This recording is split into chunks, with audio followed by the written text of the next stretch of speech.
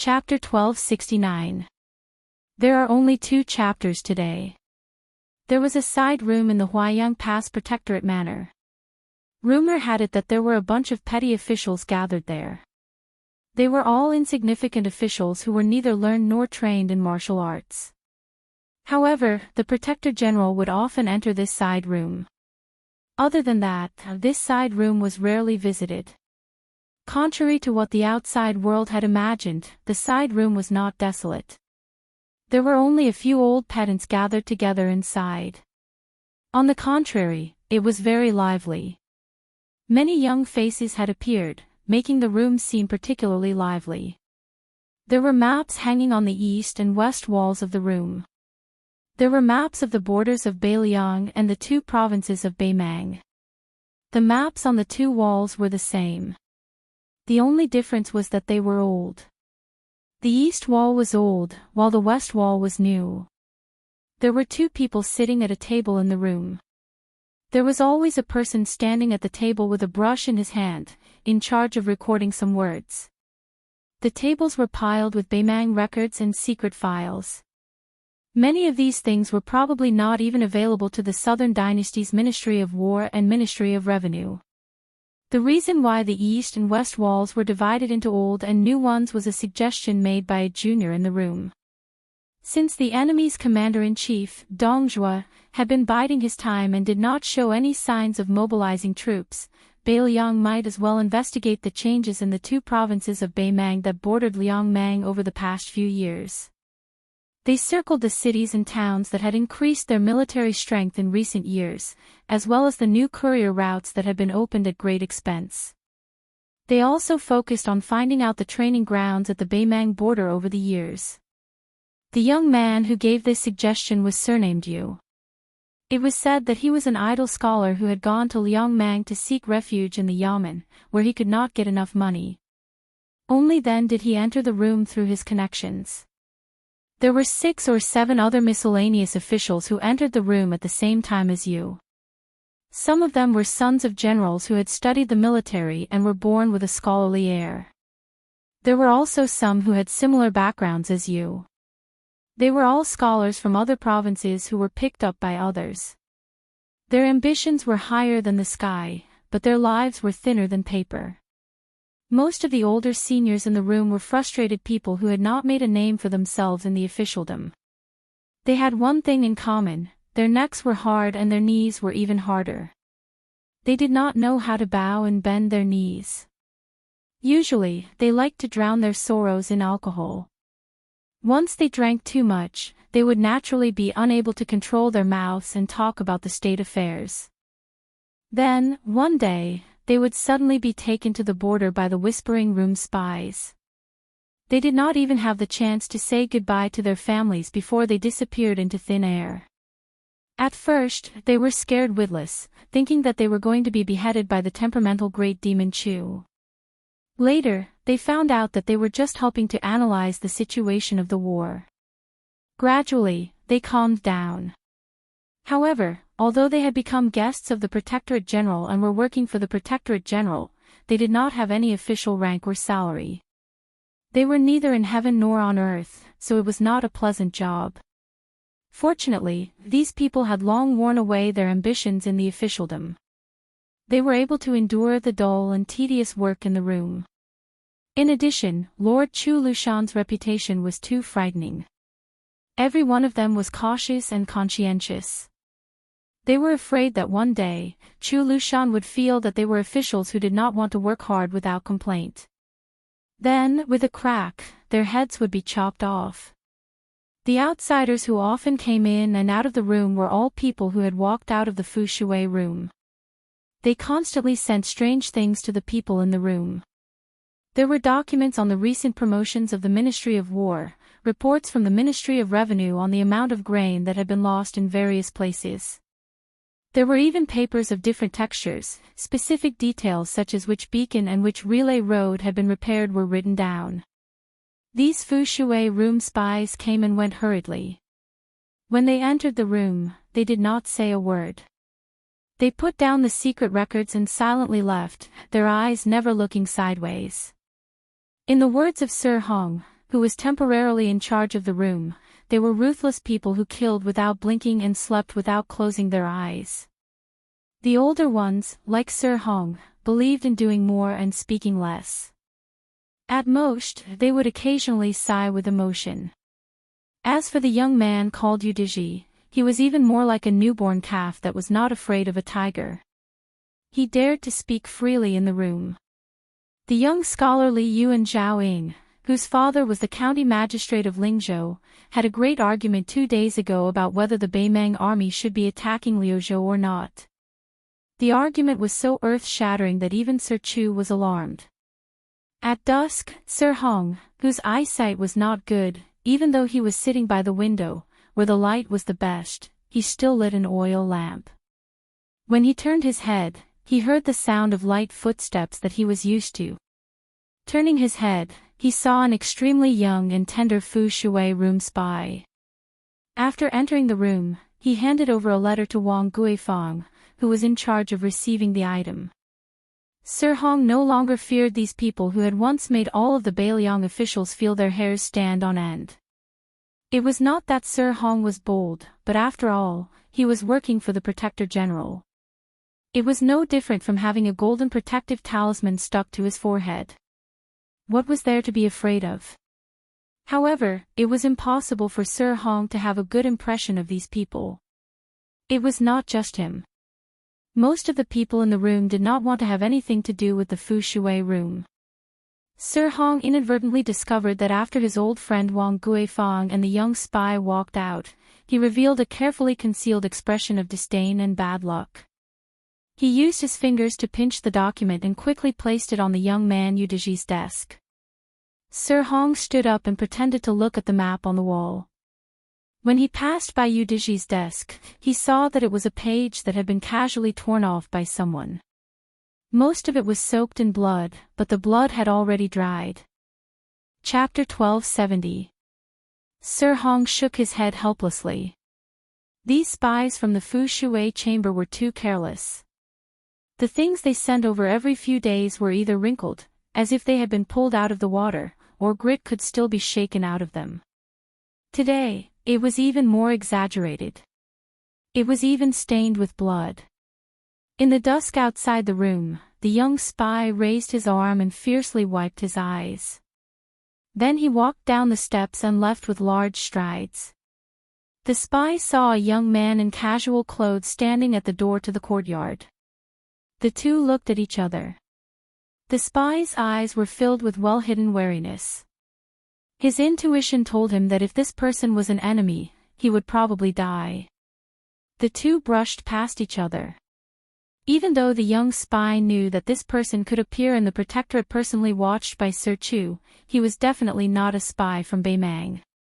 However, the young man still subtly bent down slightly, one hand tucked into his sleeve. Only when the distance between them increased did he feel relieved. He realized that his hand holding the dagger was covered in sweat. The young spy was somewhat curious. That person was not very old, so why was he able to make him unconsciously assume a posture as if he was facing a great enemy? When Su Fingnian quietly walked into the room, Wang Guifang, whose desk was near the door, raised his eyelids. He only thought that this was another spy from the Fu Shui chamber. He stood up and extended his hand. Su Fingnian asked quietly, "Where is the thing that was just sent over?" Udiji suddenly raised his head. Just as he was about to speak, he saw the incognito king of Beimang shake his head slightly. He understood and stood up, handing the paper to Su Fingnian. He was none other than Yu Wandao, the eldest grandson of the Yu family, a powerful clan in the Central Plains. His pseudonym was Udiji, and he worked as a handyman in this house. He was a nobody, and he spent all his time picking and choosing from those secret records and documents. In fact, as long as Yul Wandao wanted to get an official position, Hu Kuei, the provincial governor of Liangzhou, who was deeply respected by Su Fingnian, could make him a fourth-rank general, not to mention others. The piece of paper that Yul Wandao handed to Su Fingnian was a page from the famous prose collection, Small Window Leisure, written by Lu Jingsheng, the literary giant of the former southern Tang dynasty. It was widely circulated among the remaining elders of the spring and autumn period. However, the pages of this Southern Tang edition could not be considered very valuable, and the text on the page was also very popular. However, the line of hastily written words added at the end of the page might not be worth 1,000 gold, but it was definitely more valuable than the life of the writer. Before the great battle, the scouts would die first. But many people didn't know that spies would die earlier. Moreover, they would only die silently. It couldn't even be considered tragic. Yul Wandao wanted to open his mouth to explain that those scattered, obscure, and unwritten words should be linked together in the secret file unique to Fu Shui room to explain why. Outsiders didn't know that Fu Shui room had an extremely hidden book of explaining words. Different death warriors and spies corresponded to their own written explanations. Therefore, even if a secret spy report was intercepted by Bei Mang, it would still be meaningless. The spy who sent this page was codenamed 24-foot in Fu Shui room. Yul Wandao needed to flip to the 24th chapter of the Book of Explaining Words on his desk to obtain the exact content. Su Fingyan was silent. Tightly holding the page, he walked to the wall and raised his head to look at a map of Gusai Prefecture. Sir Hong was confused. Unlike those inflexible spies of Fu Shui room, he guessed that this person might be the son of a general who was related to some important figure in the protectorate. Otherwise, he wouldn't be able to walk into this room. Looking at the situation, Yu Diji, whom he and Wang Guifang privately said was Yu Diji, was most likely familiar with this person. Sir Hong pulled on Yu Diji's sleeve and said softly, "Little Yu, is this your friend? This is against the rules. If the Protector General finds out, you and I will both have to bear the consequences." Yul Wandao said softly, "It's fine." Even the usually easygoing Sir Hong couldn't help but feel anxious. The rules set by Protector General Chu were greater than the sky at the border of Beiliang. How could a little scholar say it was fine? When the time came, everyone in the room would be implicated by Yu Diji, who had broken the rules. Just as Sir Hong was about to remind the young man that it was time to leave the room, he suddenly heard the man murmur, "The historian's family is unfortunate, the country is fortunate, the country does not prosper, the family prospers." Sir Hong, who had studied hard for many years, immediately understood.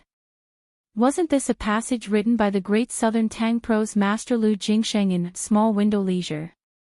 Next, Sir Hong saw the young man gently smooth out the wrinkled page and hand it back to Yu Diji. Yul Wandao took the page and handed it to Sir Hong. He said indifferently, "Sir Hong, this page can be filed away. I have already deciphered the words on the page. In a moment, I'll have to trouble you to have someone send it to Protector General Chu's study." Sir Hong took the page and glanced at it. He didn't have a deep impression. He only felt that the strokes were stiff and the transitions were stagnant. The woman played with the blade and the man embroidered flowers. It was truly unsightly. Sir Hong suddenly raised his head and saw the young man looking at him expressionlessly. He was immediately frightened. But soon, the young man smiled and said softly, "Does Sir feel that the words on the page are somewhat unsightly?" Having been seen through, Sir Hong smiled awkwardly and didn't know how to respond. That person didn't make a fuss and only raised his voice slightly. "Everyone in the room has worked hard." After saying this, Sir Hong didn't have time to criticize before he walked straight to the door. Sir Hong first saw Wang Guifang standing dumbstruck at the door. Then he saw Beiliang's Protector General Chu Lushan, Cavalry Commander Yuan Zuozong, Infantry Commander Yan Wenluan, and many other people standing behind them. Sir Hong didn't dare to keep looking. If this wasn't shocking enough, then what made Sir Hong's scalp tingle was that the young man had just stepped over the threshold and walked out. Outside the house, a small group of people who deserved to be called the most powerful people in northern Liang were all making way for him. Chapter 1271. In the main hall of the Governor General's office, Yan Wenluan looked at the young man wearing a black robe embroidered with gold. For some reason, his mind wandered. He remembered that when the general had put on Prince Liang's blue satin robe, he, Zhong Hongwu, and Lu Yuanji couldn't help but go up and touch it. Of this group of old people, other than he Zhonghu and Qin Yunchue, Zhong Hongwu was dead. Wei Taizhan and Lu Yuanji had retired from the army and returned home to retire. As for the younger group, only half of the general's 6 adopted sons were left. Yan Wenwan, as an important leader of Changling's mountain, naturally had high hopes for Qin Jibao. In the old man's mind, Beiliang's best day was when Su Fengnian was stationed outside Qin Jibao's battle pass in Liangzhou. It was a pity that he would not be able to see this scene in this lifetime. Yan Wenwan gathered his thoughts. At this time, Su Fengnian was asking Chu Lushan about the movements of the Beimang army. Chu Lushan could not give a definite answer. Even though Beiliang's spies and crossbowmen had suffered great losses, Dongzhuo's messy deployment of troops confused the Governor-General's office. This was like a celestial phenomenon expert facing off against a Xian finger expert. He had the advantage but did not attack openly. At the same time, he did not play any sinister sneak attacks. Instead, he threw a flurry of punches on his own territory. He was not afraid of losing his footing. Su Fengnian joked. A large-scale shift of hundreds of thousands of troops is not child's play. This means that an astronomical amount of food and soldiers will be needed to support it. Fatty Dong is showing off his wealth to Beiliang. As one of the border commanders, great ancestor Gu's relationship with the new Prince Liang was purer than Yan Wenwan, Chen Yinchue, and He Zhonghu. After all, they had met outside Beiliang, and had been an honored guest invited by Su Fengnian. So great ancestor Gu had more leeway, in his words. He smiled and agreed.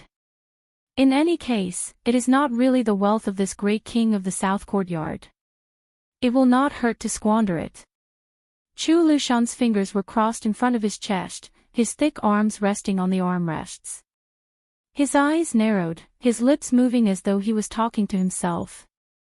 Su Fengnian looked at great ancestor Gu. Before he could say anything, the number 1 general of the old southern Tang straightened his back, straightened his clothes, and said telepathically, "Prince Liang wants to ask if we can fight outside the border." Su Fengnian nodded. The fall of the old southern Tang was because they had given Gu Jiantang all the initiative on the battlefield. All the elite troops withdrew into the territory, which led to the destruction of the navy and the subsequent defeat. Otherwise, according to great ancestor Gu's strategy, Gu Jiantang would have to pay at least 200,000 more casualties to take down the southern Tang. More importantly, the southern Tang could use this opportunity to build up their morale and not be afraid to fight to the death. Beiliang claimed to have 300,000 cavalrymen. Of course, not all of the 300,000 border soldiers were cavalrymen. In fact, only half of them were cavalrymen. But even if they had 150,000 cavalrymen and a jaw-dropping supply of hundreds of thousands of war horses, this was definitely the reason why Beiliang dared to compete with Beimang. It could be said that if Beiliang did not have anything to worry about and if the imperial court had enough support, such an invincible cavalryman with impeccable equipment and combat power could take the initiative to attack the northwest border and look for opportunities. The reason was simple. Compared to Beimang, Beiliang's territory was considered small. They could attack from all sides and maintain their advantage in numbers in a single battlefield. Even if the cavalrymen of Beiliang were on par with the border soldiers of Beimang, or even slightly inferior, they could still defeat the border soldiers of Beimang without any suspense. Then, they would resupply and move to the next battlefield. The current predicament Beiliang was facing was that the imperial court had made up its mind to watch the fire burn across the river. Not only was there no way to retreat in the direction of western Shu, after the turmoil in Ji province and Yuan Tingshan became the strongest in Ji province, even the right side of Beiliang had become a hidden danger. It was true that Gu Jiantang could not meddle with the internal affairs of Beiliang, but it was easy for him to do something between Liao province and Beiliang. Great ancestor Gu kept them in suspense and said with a playful smile, "It's not impossible, but it depends on whether Beiliang has the courage or not. Yan Wenluan smiled and said, General Gu mentioned something a few days ago. He said that it's not difficult to defend the mouth of the bottle gourd with the current Yuzhou army. The Yuzhou infantrymen are enough. Then, the 30,000 cavalrymen can sweep through Ji province and gain more geographical advantage for Beiliang. When the war between Liangzhou and Yuzhou is in a stalemate, the 30,000 cavalrymen can take an arc and directly attack Longyao province. In this way, Beiliang will not be in a dead-end situation where they can only be beaten. But Ji province. Chapter 1272. At this point, Yan Wenluan purposely left it blank. He Zhonghu and Chen Yunchui's gazes crossed each other, and then they both looked at Su Fengnian. Since the beginning of summer in the first year of Xiangfu, the current emperor had displayed a stance that puzzled everyone in court. Even if Yang Shenqing's troops had failed, even if Yan Zhenchuan's cavalry had been completely annihilated, the emperor did not show too much anger. Although the position of commander-in-chief Lu Xingxiang was shaky in the wind and rain, this was not caused by the unfavorable battle situation. Instead, it was a bleak situation from the beginning, and now there were signs of it becoming more and more stable. After Yan Zhenchuan died in battle, it could be said that he was extremely honored. He was posthumously given the title of Wuxia, and posthumously given the title of Jingzhou Marquis. His only son, Yan Daiden, immediately received an exceptional promotion. Yang Shenqing was trapped and lost the face of the court. However, it was said that a secret memorial was sent to the emperor, adding fuel to the fire for the Imperial College's Jean Lanting to impeach Grand Secretary Zhang Julu. It should have saved the lives of the Yang family, and it was not impossible for them to return to Jizhou in the future. Compared to the defeated Guangling Road, the emperor of the Zhao family obviously placed more attention on the calm Jizhou. He personally approved many memorials. Outsiders did not know the inside story, but Beiliang's side, especially Yan Wenluan and the other military leaders, knew very well that the emperor's wariness towards Chao Chongqing and the rest of the West Chu rebels who were causing trouble under his nose was far less than the Beiliang cavalry. Su Fengnian did not give a direct answer, but said softly, Chen Jibao cut off the west line of Liyang, which should be the first step of Yuan Benqi's plan. The second step is to let Jizhou approach step by step. In the past, Yang Shenqing did not have the ability to do so. Even if he wanted to keep Beiliang in check, his tens of thousands of old soldiers in Jinan were unable to do so. The imperial court simply let him go to Guangling Road and hit a wall. Because of this, the local forces in Jizhou were cut off. Taking this opportunity, the imperial court needs a trustworthy new person to fill the gap. Not only must he be able to convince the public, he must also have the courage to challenge Beiliang. That mad dog Yuan's meteoric rise should be a business deal between Yuan Benqi and Gu Jiantang. Yuan Benqi can further restrain Beiliang, and Gu Jiantang can be more assured in the periphery of the east line. Everyone is happy. Great ancestor Gu sneered, this mad dog really wants to be the new master of Jizhou. How can it be so easy to sit on the seat of the new master of Jizhou? Beiliang really can't stop him. Compared to Western Shu, Jizhou is even more of a pushover. The first thing Gu Jiantang will do is to be beaten into a sieve by Beimang's iron cavalry.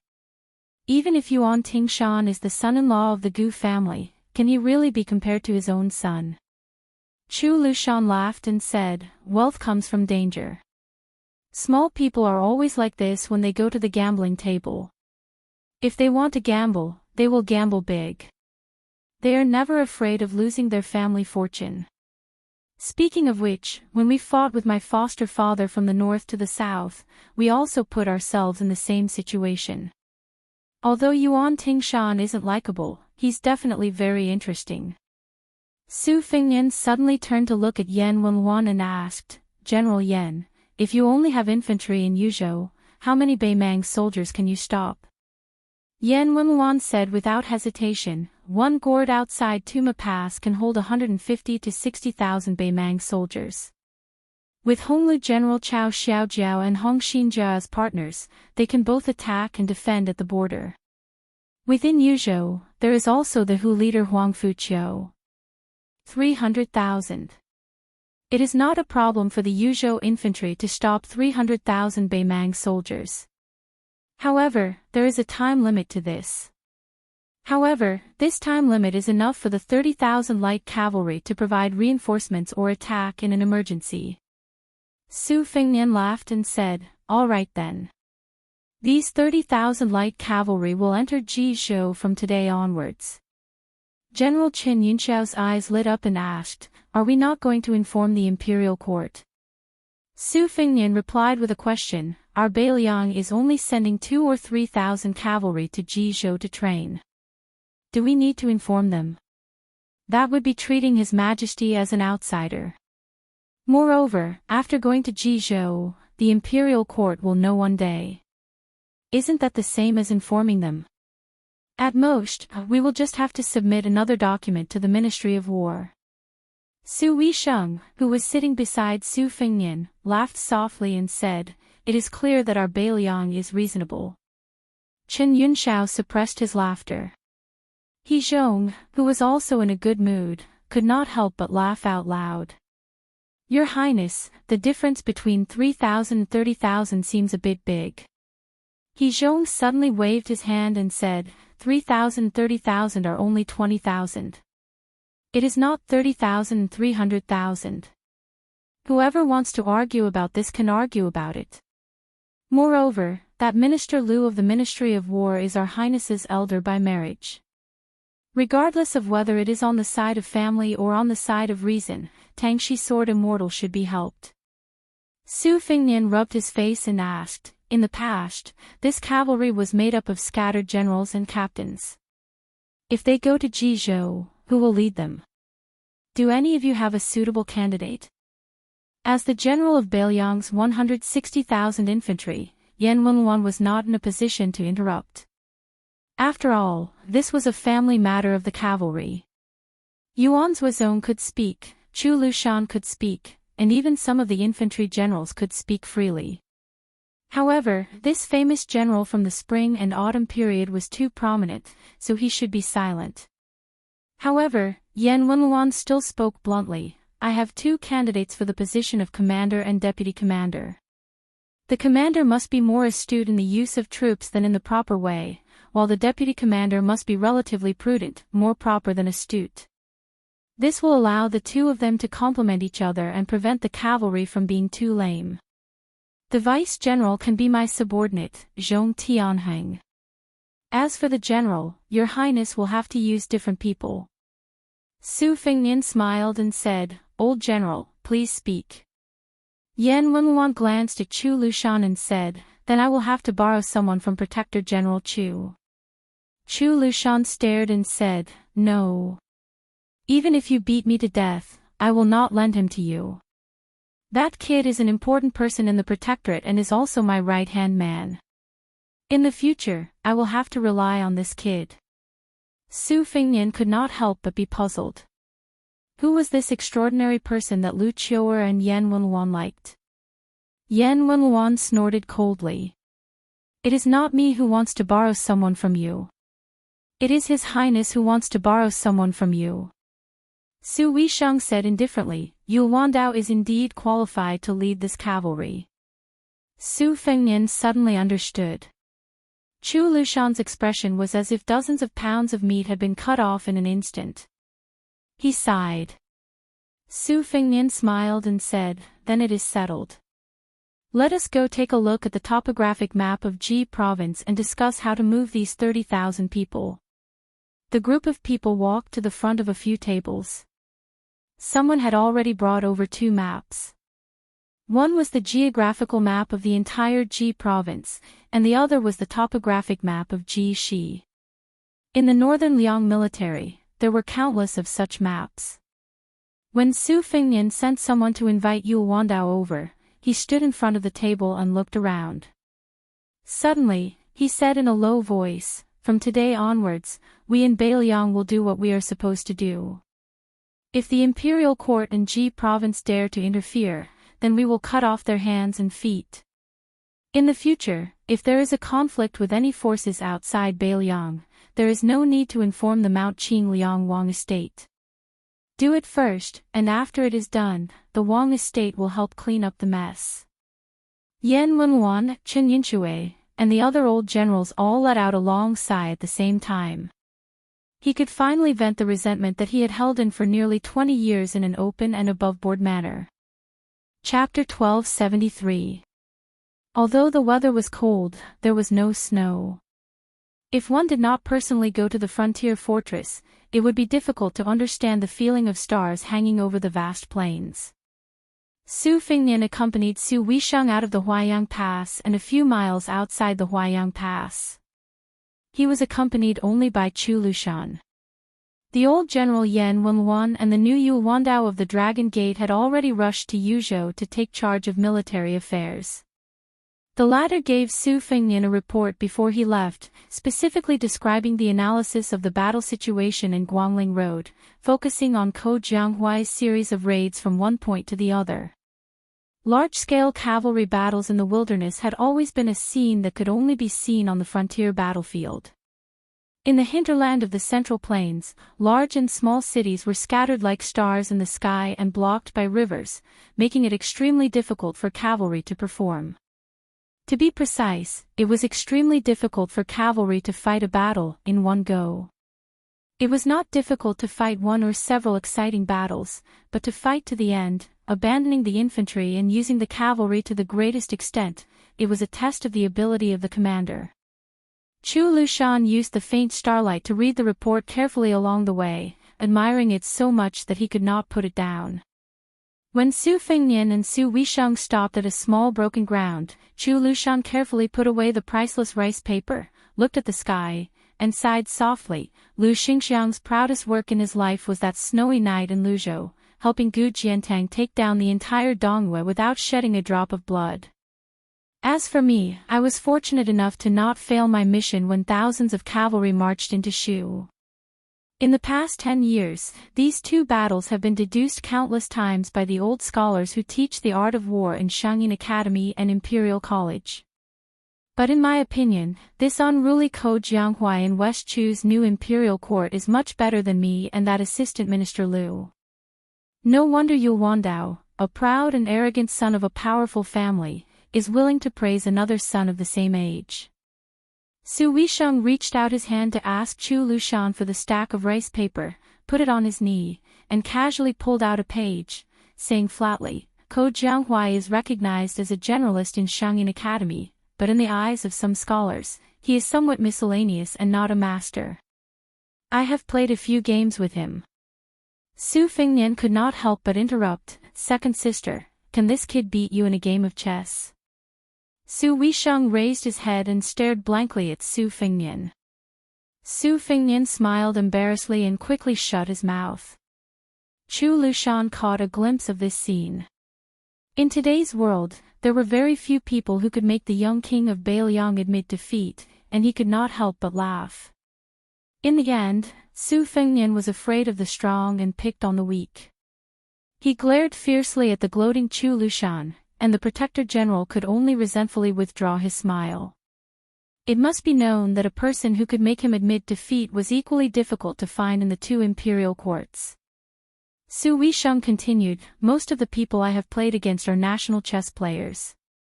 Among them, Ko Jianghuai is undoubtedly the weakest. However, this person's thoughts are the most unconstrained, and there is no set pattern to the game. He can play frighteningly strong moves, but he can also play stupid moves that do not make any sense, and he can also shamelessly play all the way to the end.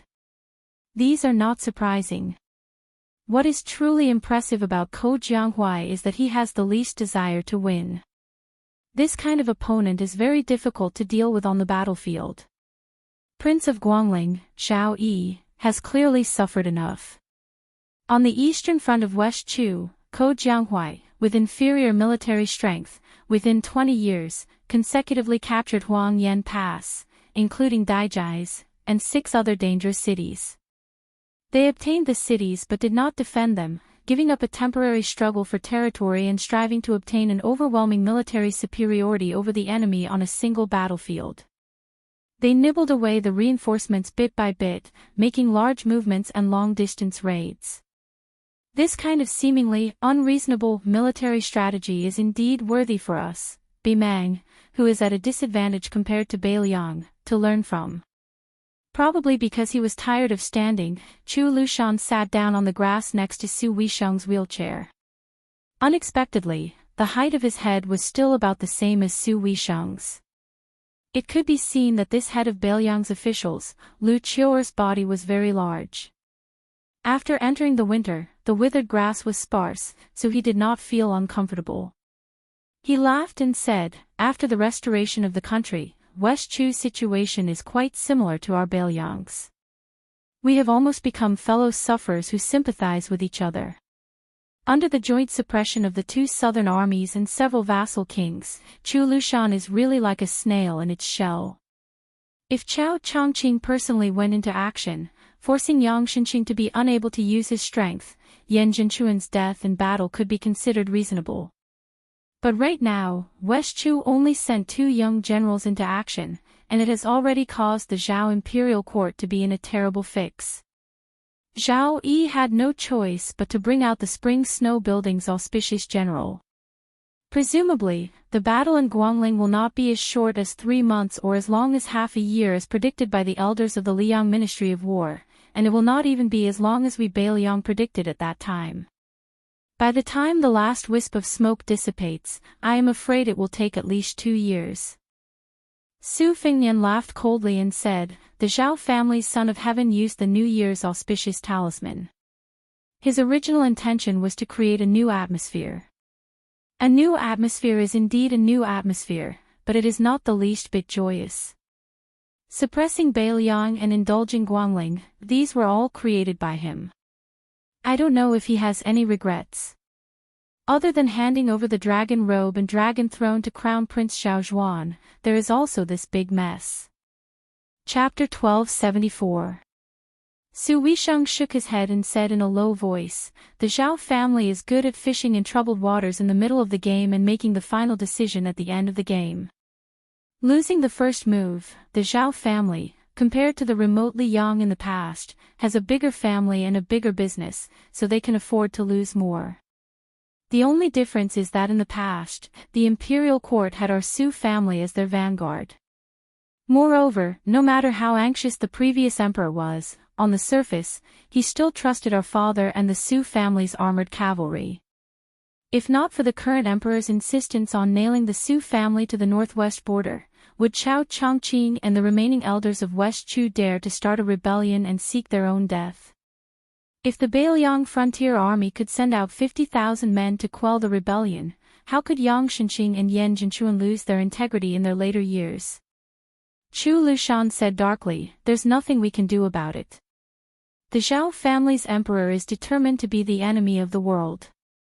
The feudal princes who split the territory, the new civil officials who gradually gathered together, and the military generals who set up independent territories, in his eyes, none of them are good people.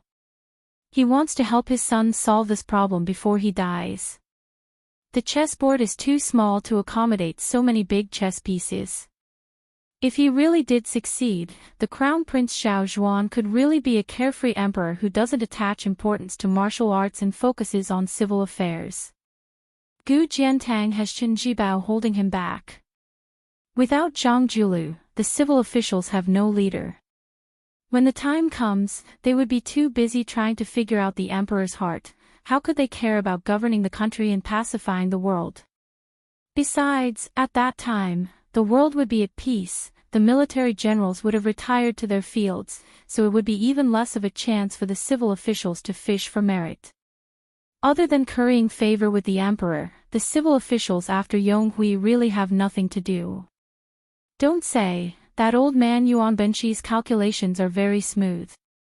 Su Fengnian waved his hand and said, "There's no point in talking about this. Right now, Dongzhua's specific deployment of troops and generals, other than the direction of Liuzhou, there are no detailed intelligence reports. Lu Qiuer, how long do you think Liu Zhou can hold off Lu Gui's army? After that, how many Beimang border troops can be implicated and thrown into the pocket of Liu Zhou? With a smile on his face, Chu Lushan said, with Little Prince's 30,000 Long Xiang army helping to defend Lu province, they would not be able to defeat Lu Gui's hundreds of thousands of disorganized troops even if they were to fight for 100 years.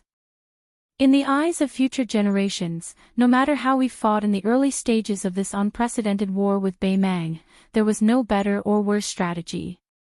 It all depended on who could accumulate advantages in the divided battlefields. From the current situation, Dong Zhuo clearly did not put too much thought into Liu Zhou. He invited the most prestigious and also the youngest of the 13 great generals, border commander Lu Gui, to that side because he did not wish for Lu Gui to take advantage of the situation to rise up in the Central Plains. At the very least, he did not want Lu Gui to rise up too quickly and too fiercely. What I am most worried about is that Dong Zhuo will attack Yuzhou in a spurt of energy, attacking the Yuzhou defense line to the death without regard for losses.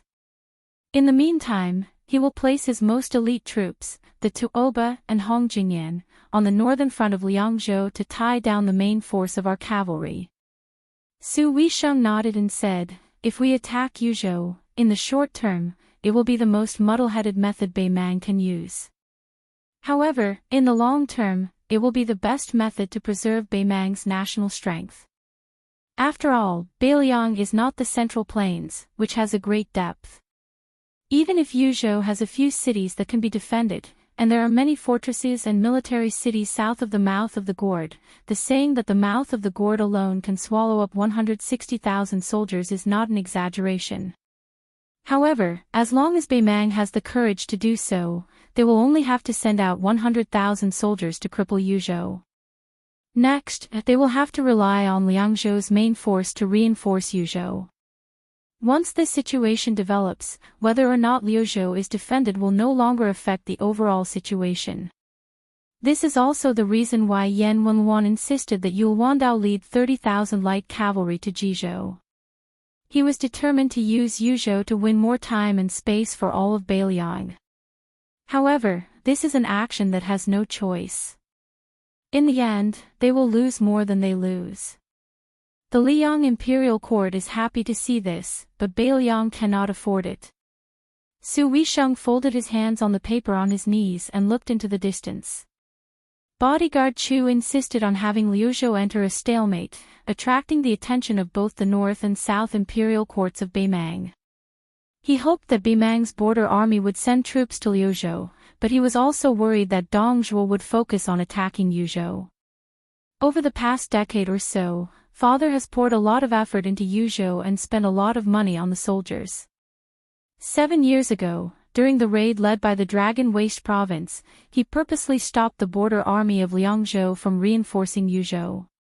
He watched as the 30,000 soldiers of Yuzhou lost their cities and fortresses one after another and sacrificed their lives for the northern barbarians. He wanted to make Beimang fear Yuzhou's border army, and hoped that one day, Yuzhou would not become their fatal weakness. Chu Lushan said in a low voice, "Merciful people don't command troops." Chu Lushan suddenly exhaled a mouthful of turbid air. That old woman has been purging Beimang's Jianghu forces for many years. Now, she can finally be put to use. On the border, those experts are keeping a close eye on the big and small passes. As long as they see someone quietly crossing the border, they will kill him on the spot regardless of his identity. Many of our men have sacrificed spies who have been lurking for many years can hardly pass on important military intelligence. This time, the chess and sword music school and the Princess Grave have all been mobilized to seal off the news from the border and cooperate with Dongzhuo's border army. This move is really ruthless. Fu Shui Room has suffered heavy losses after being traced back to Beimang. Many provinces have been uprooted after many years of operations.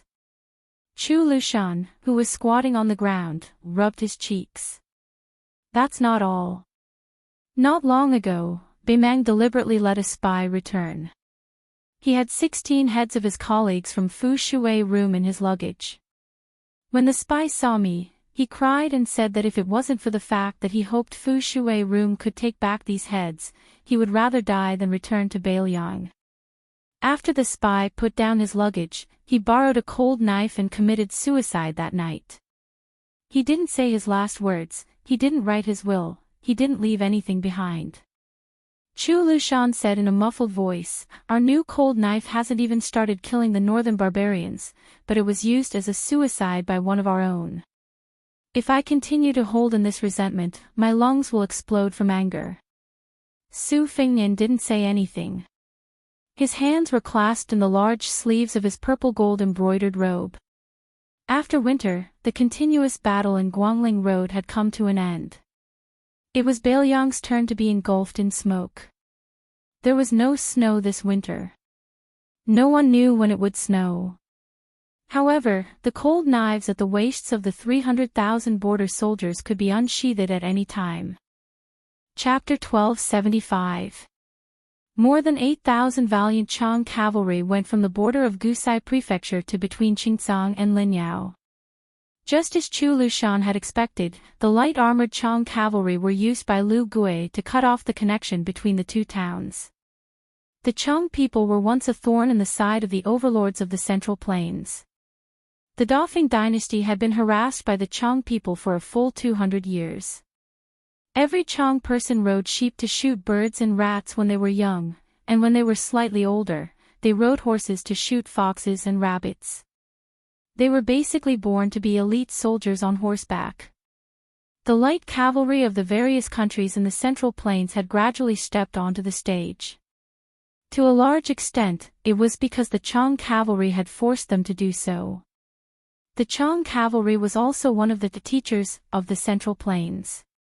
Before and after Su Xiao took over Beiliang, the Chang people had withered day by day. This was especially so for the Su family, who often used large numbers of Chang cavalry to train their troops. This was undoubtedly a tragedy for the Chang people. As a result, the Chang people were natural allies of Beimang. This time, when they invaded the Central Plains, the various leaders of the Chang tribes all made peace with each other and made an oath. Under the lead of Beimang, they even formed an alliance with other tribes that had been suppressed by the Su family. Only then did they gather close to 9,000 cavalry and 20,000 war horses. Under the banner of the Chang cavalry, they started to take revenge on the Su family of Beiliang. This Chang cavalry that was originally impoverished along the endless border, under the great support of the northern Mang and southern dynasty, were finally able to realize their dream of several hundred years of being fully equipped with armor. Unlike ordinary cavalry, the Chang cavalry's cavalry blades were the arm blades that had already been withdrawn from the battlefield. The war blades were bound together with the arm armor, so unless the entire arm was chopped off, the blades would never leave their hands. Apart from the armed saber, the Chang cavalry also had a traditional short saber known as the Piao. It was attached to the outside of the thigh like a farmer harvesting rice in autumn. They used it to cut off the ears and heads of their enemies as spoils of war. More than 8,000 Chang generals galloped towards the south. The leader of the group, a burly man, bent down and stroked his ancestral clapper. His eyes were filled with hatred. Years ago, when that Su family of the Central Plains slaughtered his way into the northwest, all the local adults who disobeyed his orders were killed on the spot.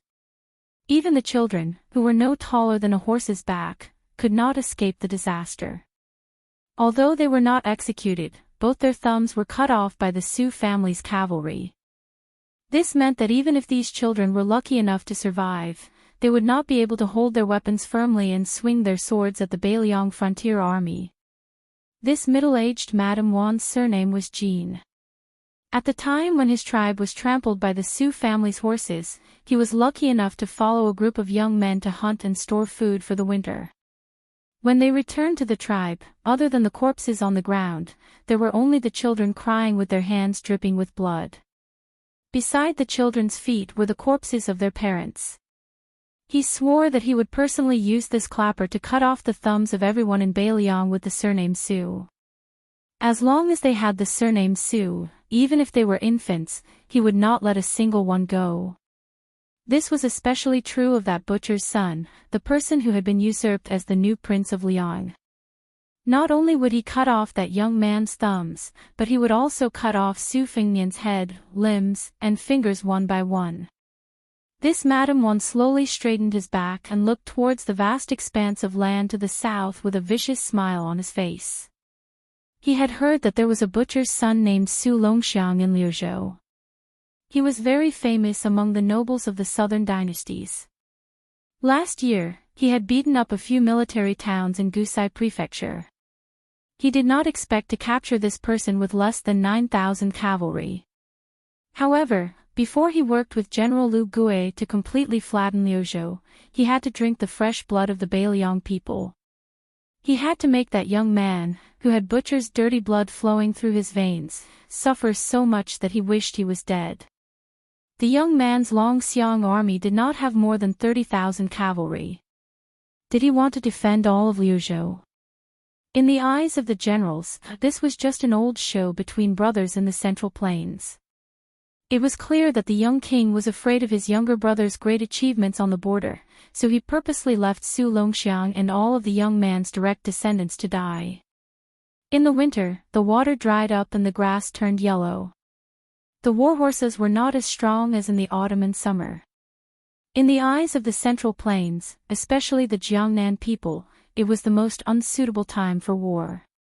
However, to the Liangmang people, who had been on the border for a long time and were familiar with the harsh cold, as long as they were determined to fight, they could fight to the death on any battlefield, even in the damned snowy weather. On the contrary, the Chang generals Jin Qing liked fighting in the depths of winter the most. The scene of using a long spear to stab into the enemy's chest and then dragging out a bloody path in the snow was more enjoyable than drinking good wine. The Chang cavalry's galloping raids had always been known to be as fast as lightning. While they were praised, it also revealed the Chang cavalry's weakness, which was that they could only do one-off business on the battlefield. Although they could advance and retreat freely, before they obtained an absolute advantage and began a chase, it was very difficult to expand their battle results. They did not have infantry formations and did not have heavy cavalry holding the line. This time, the Beimang emissary was extremely disrespectful to the Chang cavalry. Even though he had a request, he was still arrogant. Before discussing the price, he even said to their face that they were just decorations and that if they dared to ask for an exorbitant price, they should be careful not to lose their heads.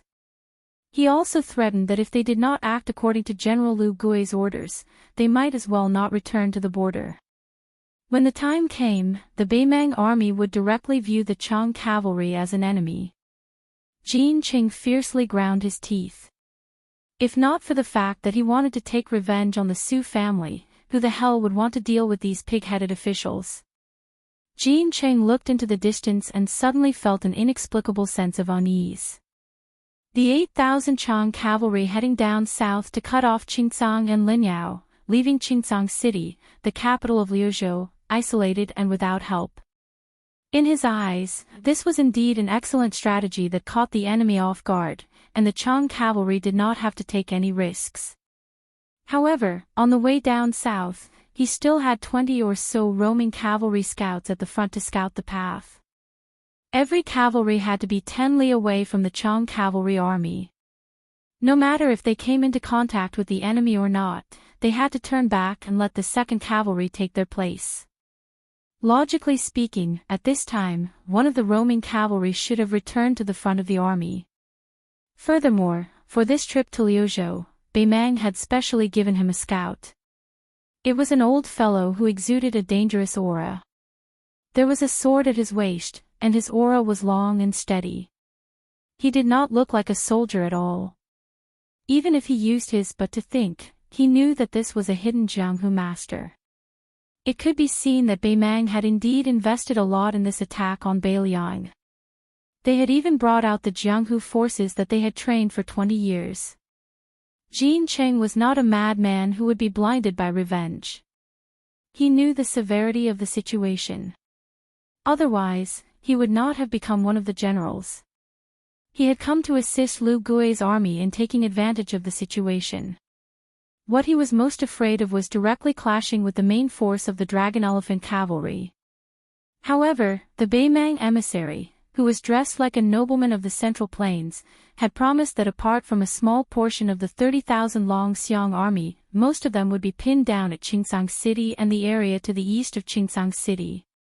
Otherwise, Bai Liang would have treated Liuzhou as a chess piece and sacrificed the Long Xiong army, an elite cavalry force that had experienced hundreds of battles. However, Jin Qing, who was not a madman, began to worry that he would encounter a madman king of Bailiang who would do anything to stabilize his throne, as well as a general of the Long Xiong army who had lost his mind after becoming a chess piece. After waiting for a while, there was still no sign of any cavalry scouts. Frowning, Jin Qing raised his arm and waved it back and forth slightly, indicating for the cavalry behind him to slow down. About half an hour later, the figure of a scout finally appeared in the field of vision of the Chong cavalry. As the warhorse galloped over, Jin Qing and the other Kiliarchs were shocked to discover that there were numerous crossbow bolts stuck in the back of the scout. Before the heavily injured scout breathed his last, he did his best to speak of the precious military intelligence he had obtained by sacrificing the lives of more than 20 Chong cavalry. 8 li ahead, there were 3,000 enemy Dragon Elephant light cavalry. Chapter 1276. Major Jin Qing was both happy and worried. He was happy that the other side only had 3,000 cavalry and wasn't the main force of the Dragon Elephant army. He was worried that his army was here to fish in troubled waters and not to fight to the death with the Dragon Elephant army that was said to be invincible at the border. There were two paths in front of the Chong cavalry. They could continue south and use their advantage in numbers to take down the 3,000 cavalry. They could grit their teeth and complete their mission of cutting off Lu province. However, the Chong cavalry would suffer heavy casualties, and they would not be able to bargain with the Baimang after they had secured victory in Lu province. The second path was to avoid the brunt of the attack and not fight to the death with the 3,000 Dragon Elephant light cavalry. However, they would also not retreat and instead advance in a roundabout manner. In the end, there would be unavoidable battles. At most, they would just fight for a while. With the Chong cavalry's speed, which had been the fastest in the world for hundreds of years, they could fight or retreat. Jin Qing thought for a bit, and then decisively chose the latter. Their Chong cavalry wasn't Northern Mang's million-strong army that could contend against the entire Liang dynasty. Compared to that pitiful Northern Liang that his uncle didn't dote on, the Chong clan was struggling at death's door. After Jin Qing made his choice, two of the Kiliarchs revealed expressions of relief. One of the Kiliarchs, surnamed Ku, was extremely angry at Jin Qing's cowardly behavior. He loudly reprimanded him from his horse and declared that he would lead his 1,600 Chong cavalry to fight to the death. Jin Cheng's face was gloomy. He patiently told this rash youth that although the Dragon Elephant light cavalry was inferior to the heavy cavalry, they were not an enemy that could be easily dealt with. If other than the 3,000 cavalry, there was also the Long Xiong army, then their 8,000 men would not be able to leave Lu province alive. However, the young Chiliarch who had seen all the male elders in his family being beheaded by the Su family when he was young did not listen at all. He insisted on fighting the enemy to the end and did not forget to mock and ridicule Jin Qing, saying that he, as a Chiliarch, had embarrassed the men of the Chong tribe. Jin Qing laughed coldly in his heart. He gently turned his horse and made way. Kui, if you want to die, I will not stop you. The Kiliarchs raised his arm and the 1,000 Chong cavalry behind him roared in unison, waving their arm-binding blades. When the youngster named Kujiao's mount passed by the Jincheng warhorse, his expression became a bit calmer, saying with a sneer, "I am willing to use my clan's 1,600 cavalry as the vanguard. If Major General still wishes to obtain the first batch of military contributions in Liang Mang's great battle, I believe with Major General Great's astuteness, you should already understand what to do." Jin Qing narrowed his eyes. He did not care about the sarcasm in this idiot's words and began to weigh the pros and cons. If Ku Yi and his men were to use their lives to weaken the Dragon Elephant light cavalry, then if they won this battle, other than Kui, the losses of the Chang cavalry would not be too great. This deal could be done. The expressionless Jin Qing watched as the 1600 cavalry broke away from the main army and charged out. Seeing the cavalry whose faces were still full of childishness move further and further away, Jin Qing suddenly had an untimely feeling. Had he gotten used to a peaceful life of wine and beautiful women? Was the hatred in his heart not as deep as he had imagined? Jin Qing shook his head, trying to shake off these unnecessary thoughts. His gaze gradually turned cold and resolute. He turned to the eager Kiliarchs beside him and said, "We will follow Kui, but we must keep a distance of 1 li." The 5 or 6 Kiliarchs all nodded excitedly, their eyes burning. Jin Qing suddenly laughed. "Brothers, don't forget those Qingqian on the grasslands. They are willing to pay a few hundred taels of silver for a cold blade." "Ha, what a coincidence! There are more than 3,000 waiting for us to take. As for who can take more, it will depend on who can kill more Bailiang cavalry. I, Jin Qing, will not break this rule just because I am a general's. Brothers, you can go kill without worry." 6 li away from the 1,600 Chang cavalry under Kuqian. The 3,000 cavalry, all dressed in black armor and black horses, silently advanced forward at a uniform and powerful pace.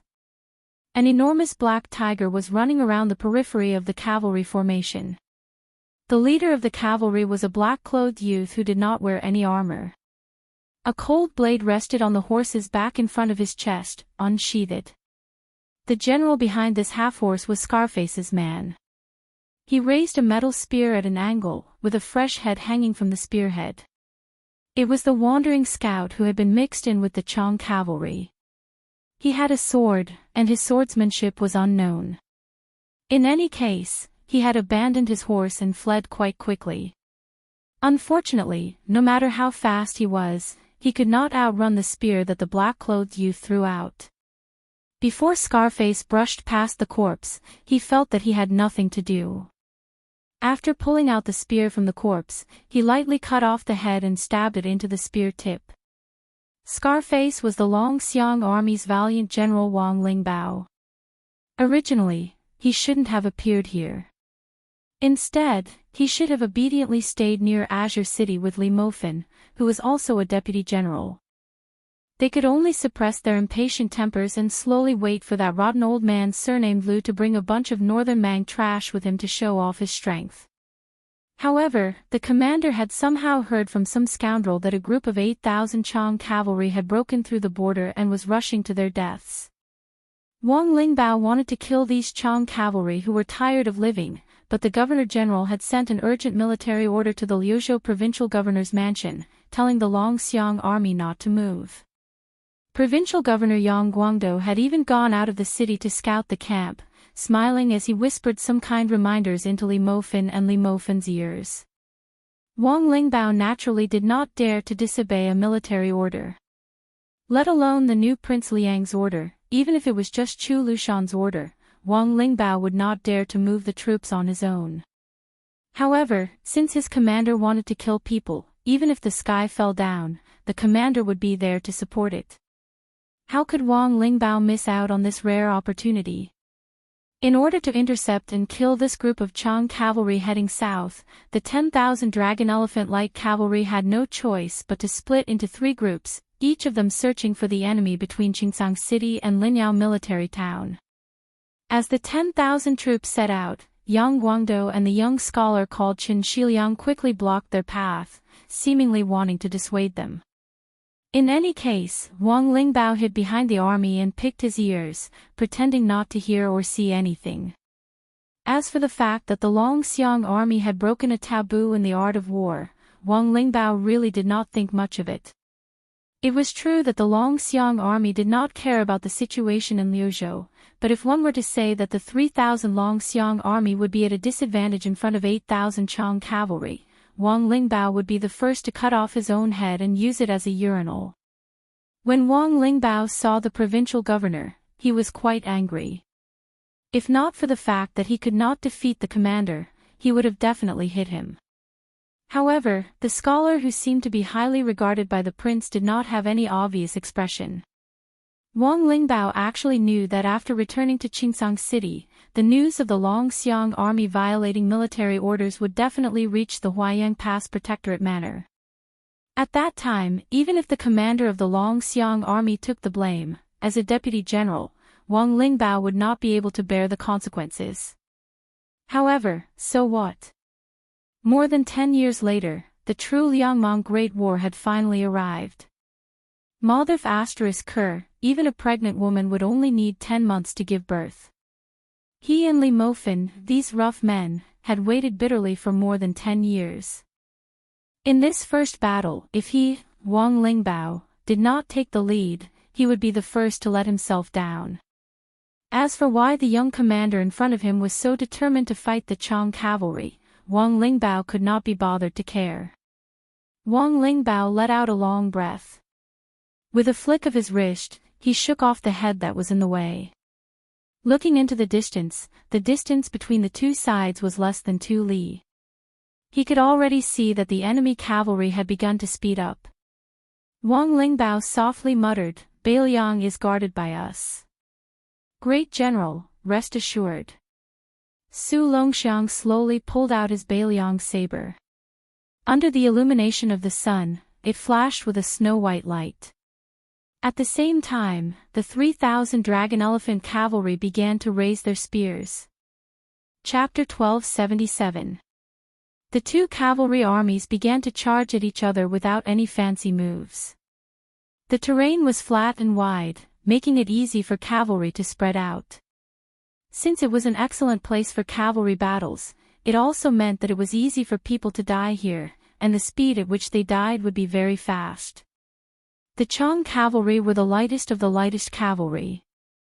On one hand, they were so poor that they could not be heavy at all.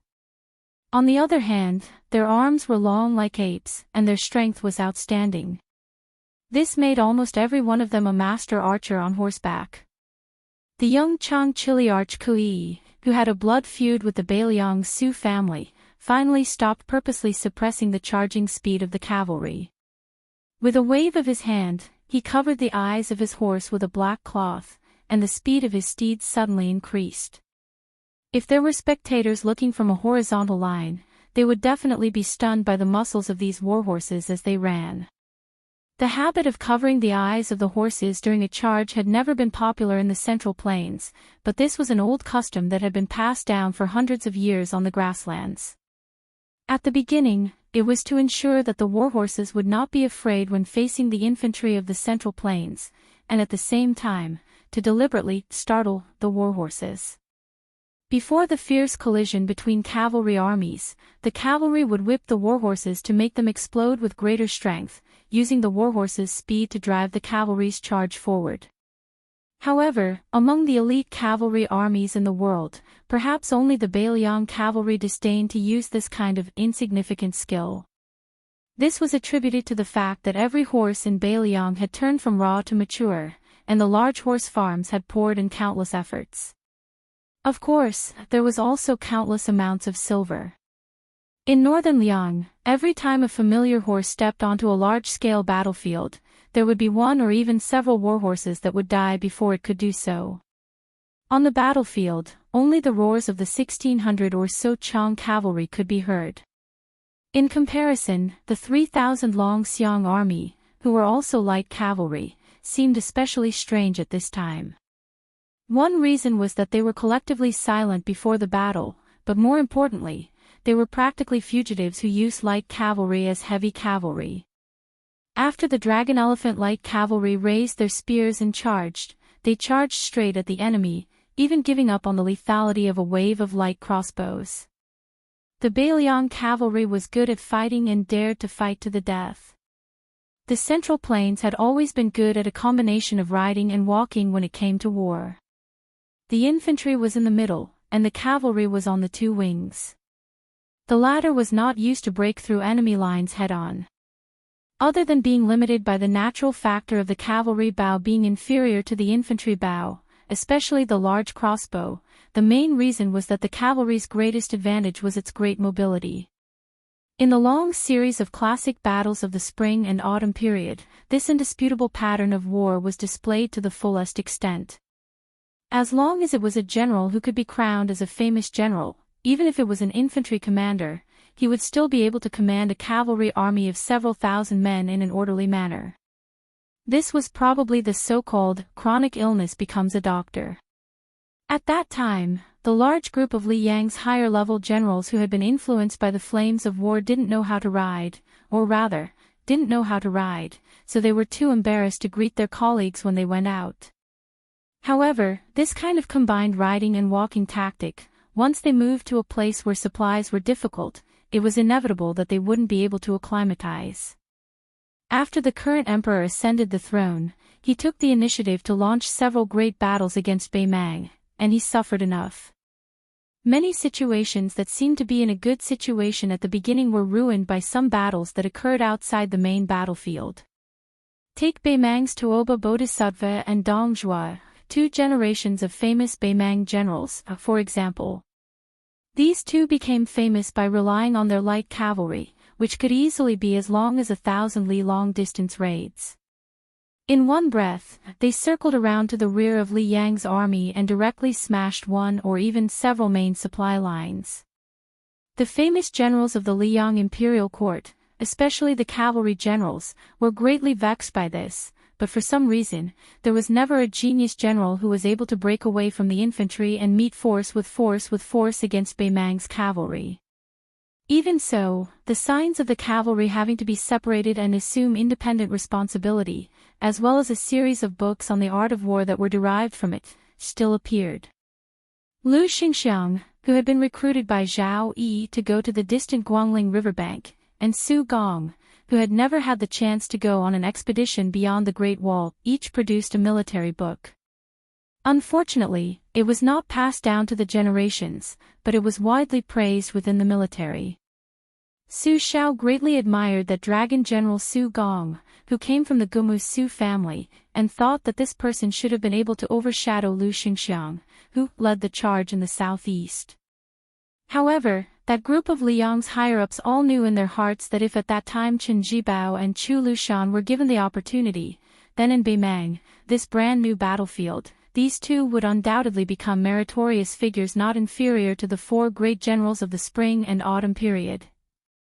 However, at that time, even if the new Son of Heaven, out of selfishness, was willing to give Chen Jibao the opportunity to display his skills, that large group of founding elders would not allow the Su family to have a successor.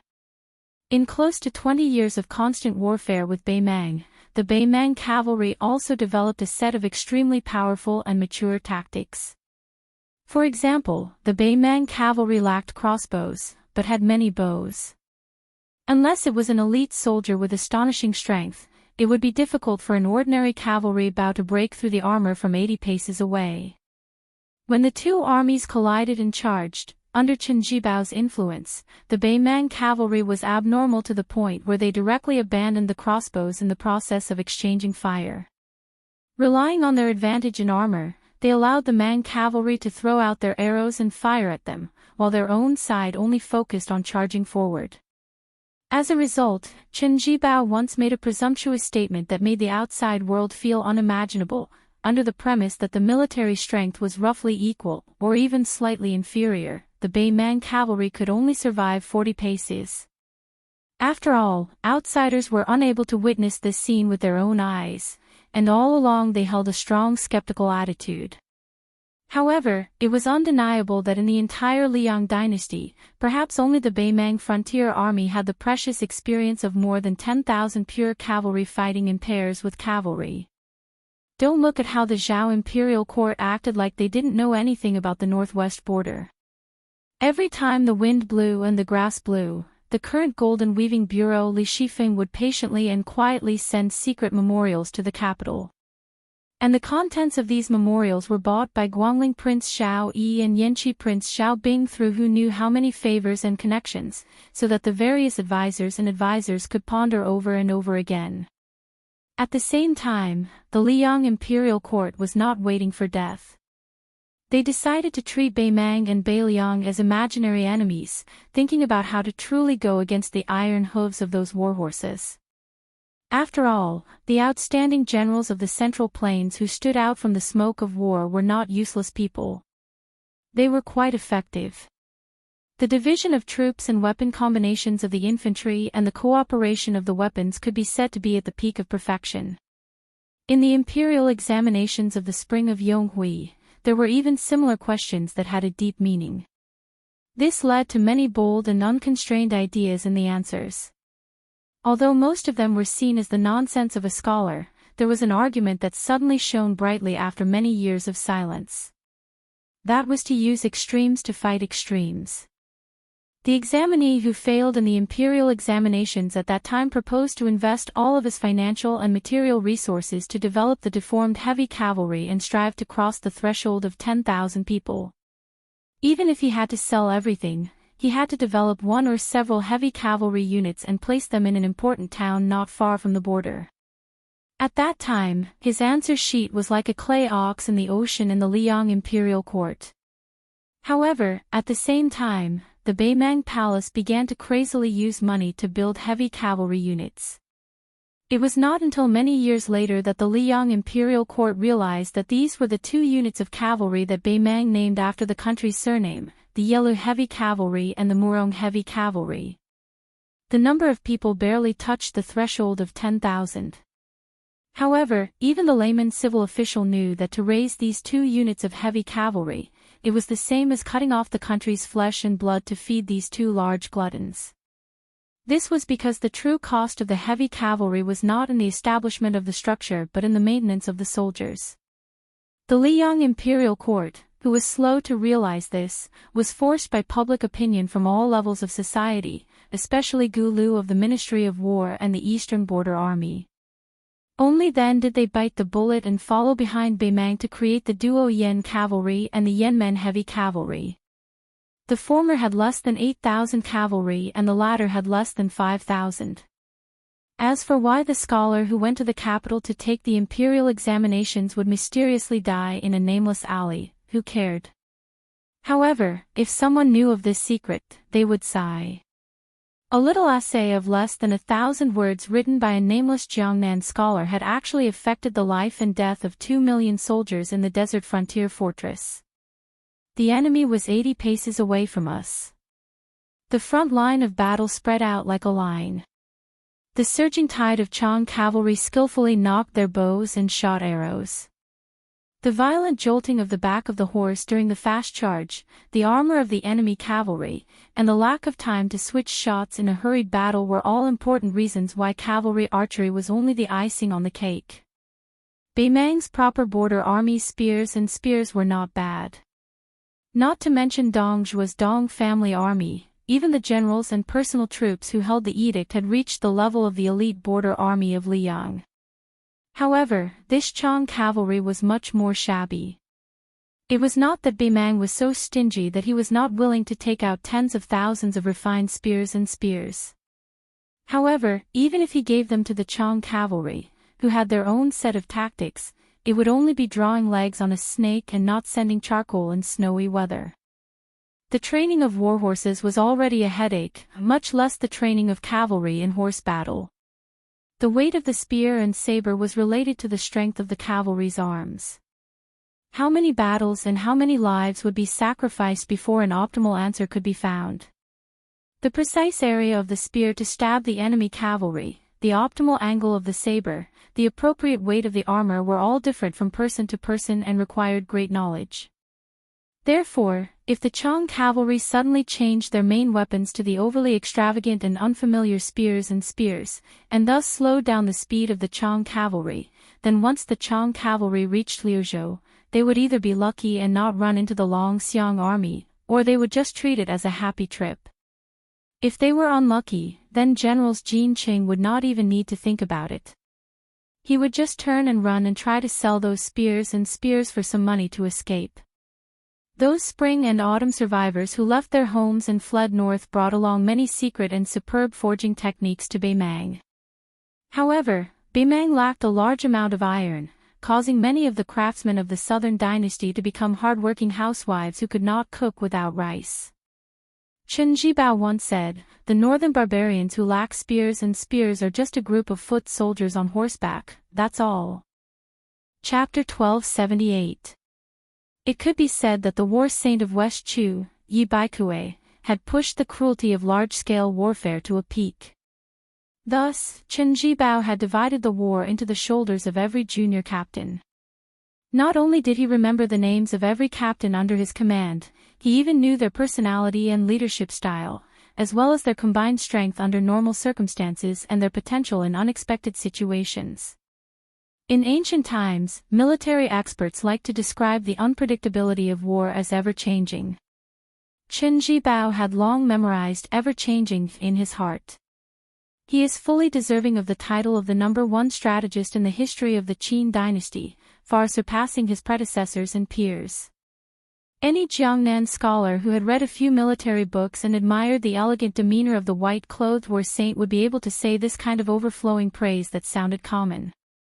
But in reality, the person who said these words was Chao Chongqing, Chao Qingyi, who was publicly recognized as invincible in chess. Liu Zhou did not hear the cries of the horns or the war drums. Just like that, people died in a hurried battle. The 2 rounds of long-range shooting by the Chang cavalry were expected to achieve merit, but the magnitude of the merit surprised the Chang cavalry. When an arrow accurately nailed into the face of a dragon elephant-like cavalryman, this cavalryman's head was immediately pulled back by the powerful arrow, and then he fell off his horse and died. The ownerless warhorse continued to charge forward. Many of the Chang cavalry cheered. The arrowhead of a Chang arrow struck the breastplate of a dragon elephant-like cavalry soldier, creating a string of sparks, but it did not pierce through. However, this northern Liang border army soldier's luck was truly terrible. His warhorse was struck in the neck by another extremely powerful arrow through the gap in the armor. The horse neighed, tilted slightly, and crashed into the ground.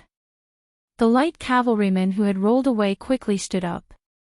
His arm that was holding the spear had been broken, but without his spear, he quickly pulled out the cold saber at his waist.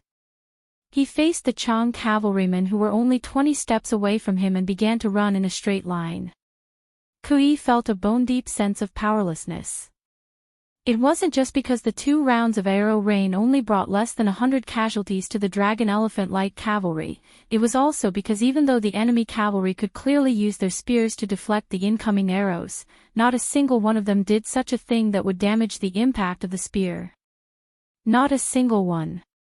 The 2 armies suddenly charged out, and it was hard to tell whether the enemy was dead or alive. The young Kiliarka's recklessness had brought disaster to the 1,600 cavalry that he and his clan had painstakingly gathered over the past 20 years. Even if the Chang cavalry saw that the situation was not good, the front line facing them started to move to the left, hoping to use the speed of the Chang cavalry to reduce the losses on the battlefield. The vanguard of the Chang cavalry moved slightly to the left. However, the dragon elephant-like cavalry reacted in an instant, charging to the right as a whole. The thunderous hooves of the horses did not decrease in the slightest.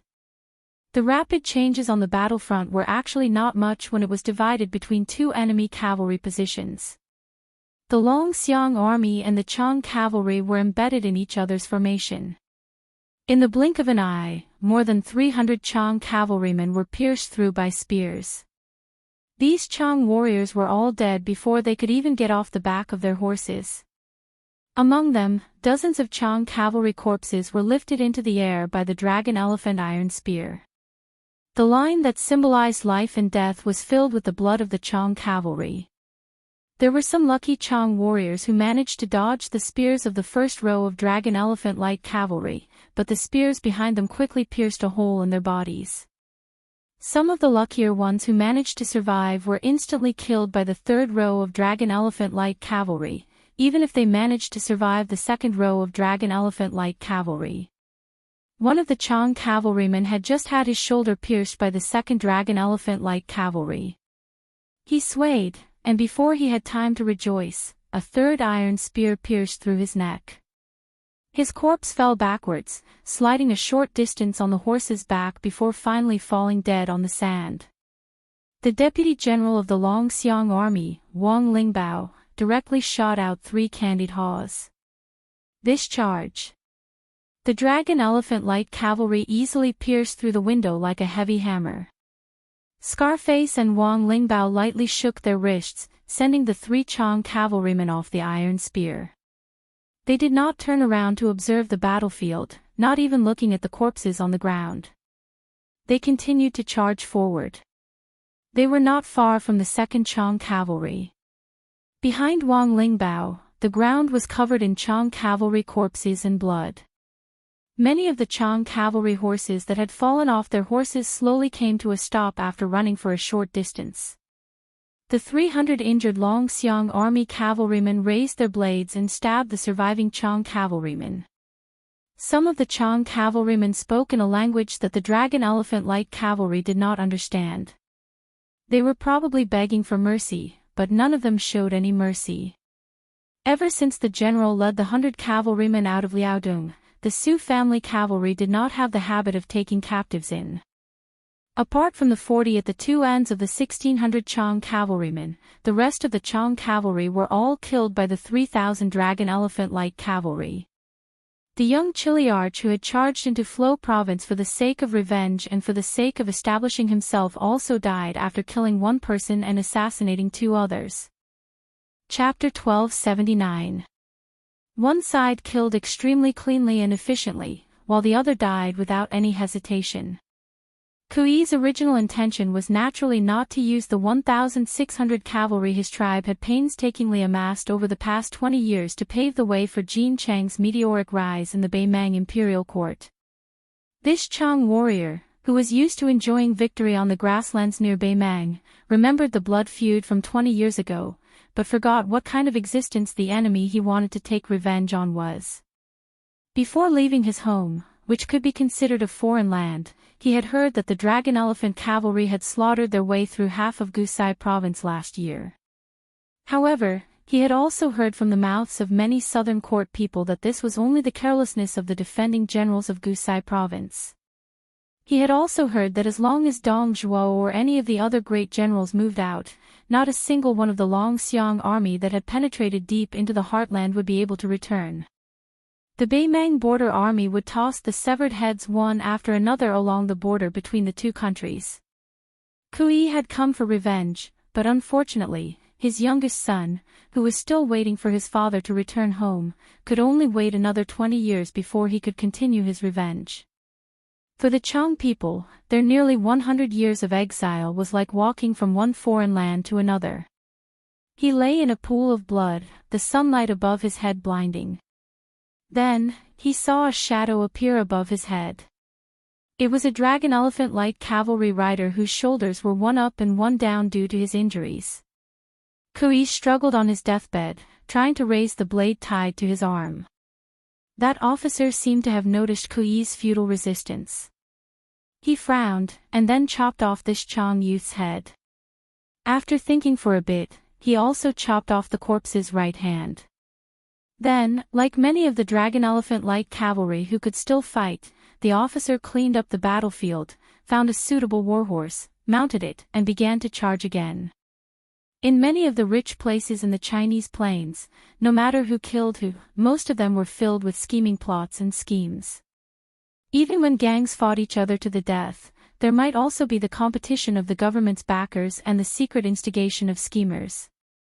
In the end, killing people was not fun, and dying was not fun. However, at the border of Liangmang, it would be very easy for people to die. Moreover, it would be as fast as the speed of arrows and iron hooves. After killing the 1,600 suicidal Chang cavalrymen, under the leadership of Wang Lingbao and the 2 captains, the dragon elephant light cavalry's warhorses slowed down and sped up in a rhythmic manner.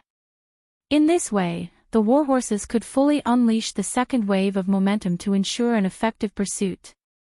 This was the invisible difference between a famous general on the battlefield and a mediocre general. War, especially a local battle, naturally required 10,000 men to fight against 1,000 men. However, it also required generals like Wang Lingbao who were familiar with the rules of the battlefield. Without the former, the battle would be more difficult, but without the latter, there would only be defeat. About half a li away, General Jin Qing was completely dumbfounded. However, this middle-aged Chang cavalryman, who was more experienced than Kui, did not hesitate at all. Without saying a word, he led the Chang cavalry in an arc and retreated. The reason why they did not stop and flee was because the dragon elephant light cavalry, whose fighting strength was negligible, did not allow them to waste even a little bit of their fighting strength. Wang Lingbao calculated the distance between the two sides and the warhorse's speed. He squeezed his horse's belly and wanted to go to Su Longxiang's side to tell him his thoughts. However, this young commander of the Longxiang army had already raised his arm and made a simple hand gesture that everyone in the Beiliang frontier army knew. Quickly stop him. Su Longxiang, who had not displayed much fighting strength in the previous charge, had only used his war blade to kill 3 Chang cavalrymen. He had only chopped off their heads. When Wang Lingbao saw the commander jump up high and abandon his horse, he began to run with his blade in tow. Wang Lingbao laughed, not knowing whether to laugh or cry. Our commander really makes one feel helpless. After Su Longxiang made that hand gesture, the dragon elephant cavalry that had been purposely maintaining an orderly formation finally changed. The more than 400 cavalrymen charged out of the army in an instant. These elite cavalrymen decisively followed the war god commander in their hearts to kill the remaining 7,000 Chang cavalrymen. The aristocratic families were particular about the fact that the country could be destroyed, but the legacy of the family name could not be destroyed. However, for an army, the backbone supported by countless martyrs could not be broken. The backbone of the Beiliang cavalry. It would rather be broken. As for whether or not the Bei Mang had the ability to break this backbone, they would have to kill each other. As Su Longxiang ran faster and faster, a giant black tiger rushed to his side. Then, the 400 cavalrymen behind the black-clothed youth and the 2,000 dragon elephant cavalry saw an extremely strange scene. Su Longxiang bent down without slowing down, his hands grabbing the 2 legs of the black tiger. His body spun, and just like that, he smashed the black tiger into the center of the Chang cavalrymen. After the giant black tiger crashed into the ground, it continued to roll. Dust was kicked up from the ground. Countless mud-like corpses and a large number of people were thrown off their horses. Scarface and Wang Lingbao's mouth could not help but twitch. Those fellows that were smashed would definitely be in a lot of pain. When the 400 fast riders at the front were about to catch up to the tail of the Chang cavalry, Wang Lingbao glanced at the large crater that was created by the black tiger's explosion. On the mashed-up corpses, large flowers of blood bloomed. Chapter 1280. The first year of Xiangfu. Early winter. Near the city of Liangzhou, a delicate and pretty girl in thin clothes and a young monk in a shabby kasaya were walking together. Stupid Nanbei, we're almost at Liangzhou. Why am I getting more and more nervous? It's almost as nervous as the first time I peeked at the love letter that the vixen at the foot of the mountain wrote to my father. You're nervous when you're close to home. Anyway, Su Fengnian's home is half your home. A monk is pleading for you. Aren't you afraid that the Buddha living in the Western paradise will drown you with a sneeze? Master still has his wife. I don't see him being afraid of wind, rain, or thunder. Stupid Nanbei, we don't even have a copper coin to buy beautiful rouge and face powder this time. Will he think that I'm getting uglier and uglier? How can he? This is your promise. If it's not like this when the time comes, I'll beat you up. Amitba, stupid Nanbei, let me ask you a question. You Buddhists, stop. Li Zi, your home is my home. What do you mean, you Buddhists? I was picked up by Master and brought up the mountain. It was Master's wife who helped me shave my hair. Master's wife said that I was crying at that time. Look, how old was I at that time? I already knew that I didn't want to be a monk. Okay. Just answer me directly. Why do Buddhists say that the heart is all prajna? Then, are those bodhisattvas' great wishes a kind of obsession? If so, how can there be hope to become a Buddha? Well, Li, why don't I answer you after I become a Buddha and burn the sarira? Is this how you used to preach to those big and small baldies? No wonder the old abbot always likes to owe copper coins. Mother asked me to urge him, but the old abbot always laughed bitterly as if he had eaten something bad. It must be that the old abbot dislikes your preaching.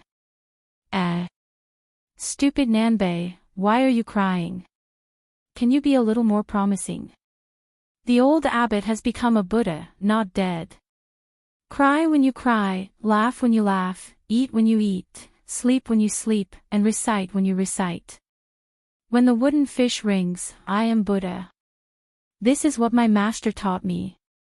Come on, how stupid are you? You can't even comprehend Buddhism. If you become a Buddha, who will be willing to believe in Buddhism in the future? By the way, stupid Nanbei, speaking of the wooden fish, why haven't I seen my father let you knock it? My family doesn't have it either. That's true, but our stingy neighbor, Baldi Huining, did hide a very precious wooden fish.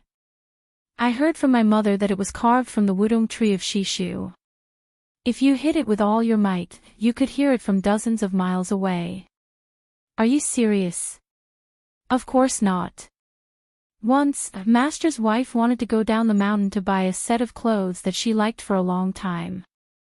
Coincidentally, Master didn't have any extra money, so he took me out to hide from Master's wife and secretly met with Abbot Huining to drink. Abbot Huining drank happily and sat on the ground holding the wooden fish for most of the night. At that time, I stood outside the door to keep a lookout for them. I didn't feel that the wooden fish was very loud. Actually, Master's wife was thinking about the value of the wooden fish. Once, when Master's wife saw me washing clothes, she let it slip. She said that in the future, she must bring the wooden fish home and then give it to you as a dowry. How impressive! My mother. No wonder every time my mother saw Baldi Huining a few years ago, she would ask him how old he was. Alas, fortunately, my mother only wandered around the small town at the foot of the mountain and never went into the Jianghu. Otherwise, which young master would be willing to pay attention to her? Anyway, Master is watching over Master's wife, and Master's wife isn't willing to go into the Jianghu. Besides, Master's wife always said that the women at the foot of the mountain are either tigresses that eat people without spitting out their bones or foxes that only have skin but not brains. Especially that great peace city, the streets are full of shameless and indecent women. It has always been Master's forbidden area. How can Master's wife be at ease with Master? Otherwise, Master's wife wouldn't have followed Master to the capital this time, right? Wu Nanbei. Do you believe that I won't tell my mother? Amitba. Master, no wonder you don't talk back every time Master's wife scolds you. The more you say, the more mistakes you make. I kind of understand. Stupid Nanbei, what are you muttering about? On the road, the young girl puffed up her cheeks and clenched her fists as if she was knocking on the wooden fish. Dong dong dong when the wooden fish sounds, I am Buddha. Ya dong dong dong, the young monk secretly turned his head and snickered. On this day, the sun was warm. As the center of Beimang's southern dynasty, Shijing City was originally called Good Son-in-Law City.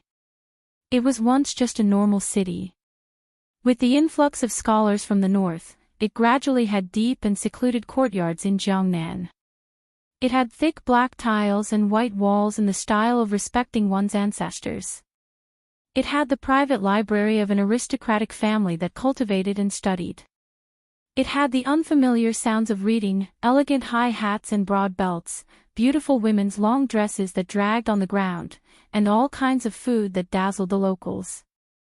Good Son-in-Law City became more and more prosperous day by day until it became Beimang's auxiliary capital. With continuous expansion, there was a court where the local nobles and foreign scholars each occupied half of the country. There was a system of 3 provinces and 6 departments. There were many talents, and it was beautiful. With the passage of more than 20 years, this city seemed to have grown from a thin little girl into a plump beautiful woman. Then, on this imperial road that was slightly more deserted than usual, a group of people walked slowly. The leader was an old woman. The old woman's age was naturally not something that New Shijing City could compare with. The old woman with an old fox fur draped over her shoulders was followed by an old Confucian scholar. Further behind, there was a middle-aged swordsman with a sword and a burly man in his 50s walking side by side. The old woman suddenly chuckled softly and said, "I heard that our war god met that family of 3 at Mount Hui, but they didn't fight." The old man in the green shirt nodded. Chapter 1281. The old woman lamented, "Is there a fragrance outside the walls? Why are the 2 people I admire heading to Liang? One of them dared to charge to the foot of the imperial capital's walls alone and meet my gaze. The other one is a sect by himself. If I remember correctly, this sect with only one person is ranked higher than the princess's grave in your chess and sword music school, right? If they are willing to stay in Beimang. Forget it, let's not talk about it." The chess and sword music school had 4 masters at its peak. Although Huang Baozhu, or the devil Luo Yang, had betrayed Beimang, Hong Jingyan was already the leader of the Ruren cavalry. Sword Qi Jin and the ancestor of the bronze statue were also among the top masters in Beimang. Who in the world would dare to underestimate the chess and sword music school?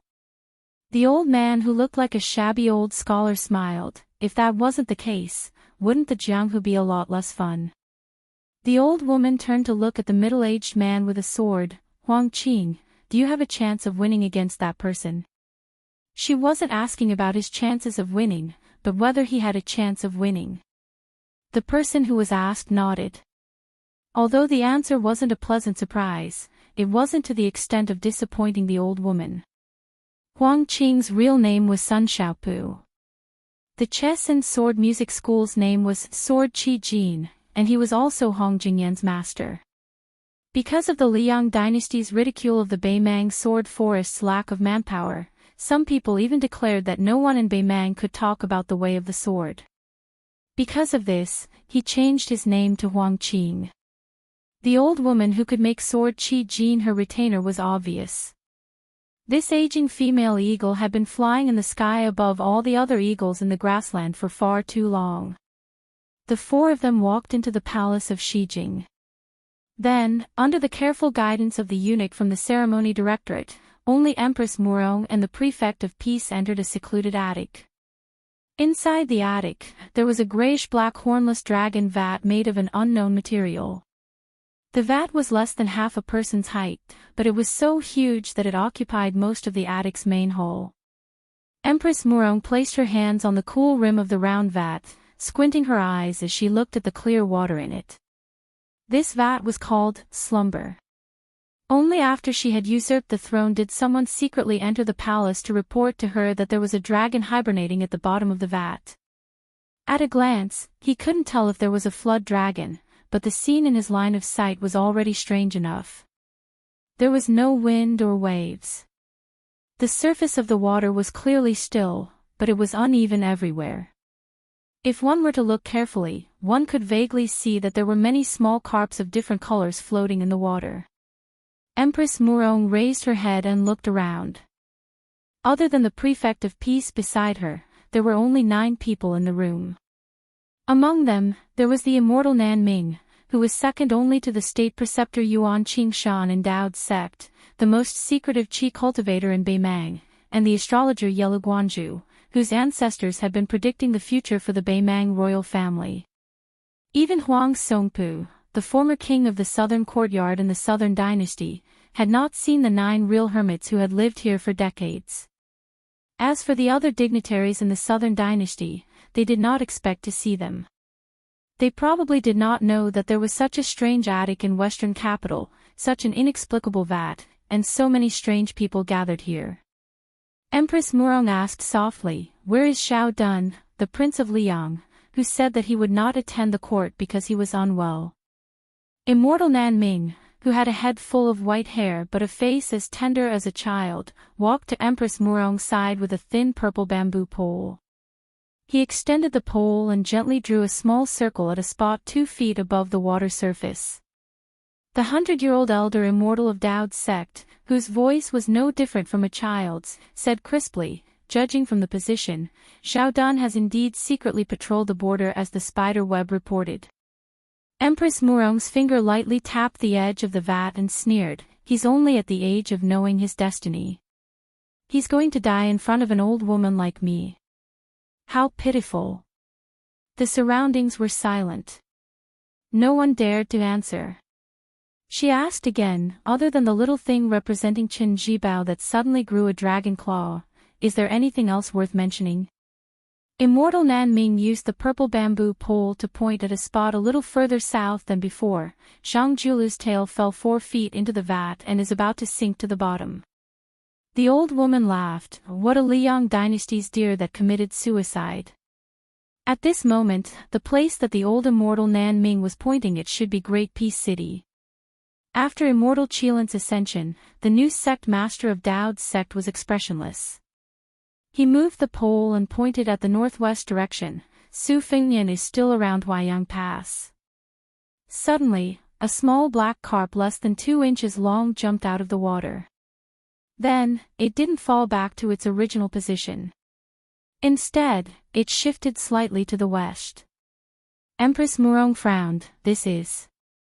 Immortal Nanming still used his childish voice to say unhurriedly, "It's Su Longxiang." Some martial artists who haven't entered the celestial phenomenon realm but are blessed with providence will be indistinct even if they occupy a spot in the vat, unless their qi leaks too much. It's even more so for those qi cultivators who are good at restraining their qi. But once they leak the secrets of heaven, it's hard for them to escape the net of justice. As for those who are close to earth immortals, their natal fish will even disturb the water in the vat. For example, Wudong sect master Li Yufu. Previously, this person caused the secrets of heaven to tremble, causing the vat's water to overflow. Anything else? Yes. Huang Longshi, Tantai Pingjing, and Xie Feiyu. The 3 people who originally had the most vague clues have shown signs one after another. Then Chao Chongqing. Since he became the scholarly sage, he naturally jumped out of the vat. Empress Murong thought for a moment and said to herself, "Could it be that Lu Gui's main force has already encountered the Longxiang army?" Immortal Nanming hesitated and shook his head, "No. Su Longxiang should have gone to the west of Azure City and encountered the Chang cavalry." The old woman's face was gloomy, but it soon relaxed. "Anyway, you have 2 sons." The imperial decree of peace guessed what Empress Murong was thinking and said calmly, "Since there's a flaw, we can let Huang Qing and Copper Man assassinate Su Longxiang. Such an opportunity will be hard to come by in the future." The old woman pressed her thumb on the edge of the vat and asked, "Can they make it in time?" The old scholar who was the imperial tutor of Beimang smiled and said, "Let them rush there as fast as possible. After that, it'll depend on their luck." The old woman smiled and said, "Then let's give it a try." The imperial decree of peace turned around and walked out of the room without hesitation to instruct Huang Qing. The old woman asked and answered her own question, "If it succeeds, will there still be a war in Liuzhou after so many rounds of scheming?" "No." Chapter 1282. The Hall of Merit had the diligent room, which was different from the Imperial College. It was for the children of the Zhao family to study. Because the legitimate princes, other than the Crown Prince of the Eastern Palace, had to be conferred the title of Prince of the Eastern Palace, the diligent room was where the children of the Prince of the capital studied. A small number of descendants of officials who were conferred the title of Marquis were also allowed to enter this place, which was known as the Little Imperial Study. The diligent room had the 2 positions of junior tutor and junior tutor leading the study of politics. In addition, there were more than 20 teachers with high status who taught the Confucian classics and were personally appointed by the emperor to be the personal teacher of a certain prince or descendant. All of them were great writers of the dynasty. Occasionally, there would be a knowledgeable and highly respected dahuang who would enter to give a lecture. That group of dragon sons and grandsons, as well as the children of nobles and nobles, entered the diligent room at the age of rushing into the age. Every day they would study for 10 hours, day after day, year after year, all the way until they were married and conferred nobility. Regardless of whether it was winter or summer, they studied without stopping. This tradition had been unshakable for the past 20 years, from the previous emperor to the current emperor. Moreover, the rules of the diligent room were complex and extremely strict. The students who entered the room did not hold a fan in summer or add charcoal in winter. Regardless of their status, they had to bow to the teachers they met on the way. If they made a minor mistake, they would be punished with a bamboo punishment. If the current emperor wrote a couplet, "Stand with sincerity, learn the truth," and hung it on both sides. Other than the obscure Prince Xiao Kai, all of the children, including the Crown Prince Xiao Zhuan and the eldest Prince Xiao Wu, had spent a long time in the diligent room. If the position of junior tutor and junior tutor was said to be extraordinary and was expected to be conferred the title of marquis, then the teachers of the diligent room were worthy of being called the emperor's teacher. As for the two positions of junior tutor and junior tutor, they had always been empty. The two masters of the Song family had dominated the literary world for 30 years, but they still could not obtain this position. The previous junior tutor, Ma Rong, was the teacher of the previous emperor and the current emperor. He was not well known outside of the capital, but 4 years ago, when Ma Rong died of illness, the emperor and the empress personally went to the mourning hall of the Ma family to wear mourning clothes and keep vigil for a night. After Ma Rong's death, the positions of junior tutor and junior protector were empty. The nobles of Tai and city all thought that Qi Yanglong, who had just entered the capital, would temporarily assume the position of junior protector as a transitional position between the past and the future, and then become the official leader of the Liang dynasty in one fell swoop. However, a young man, who didn't even have the qualifications to assume the position of junior protector, abruptly barged into everyone's eyes and took the position of junior protector.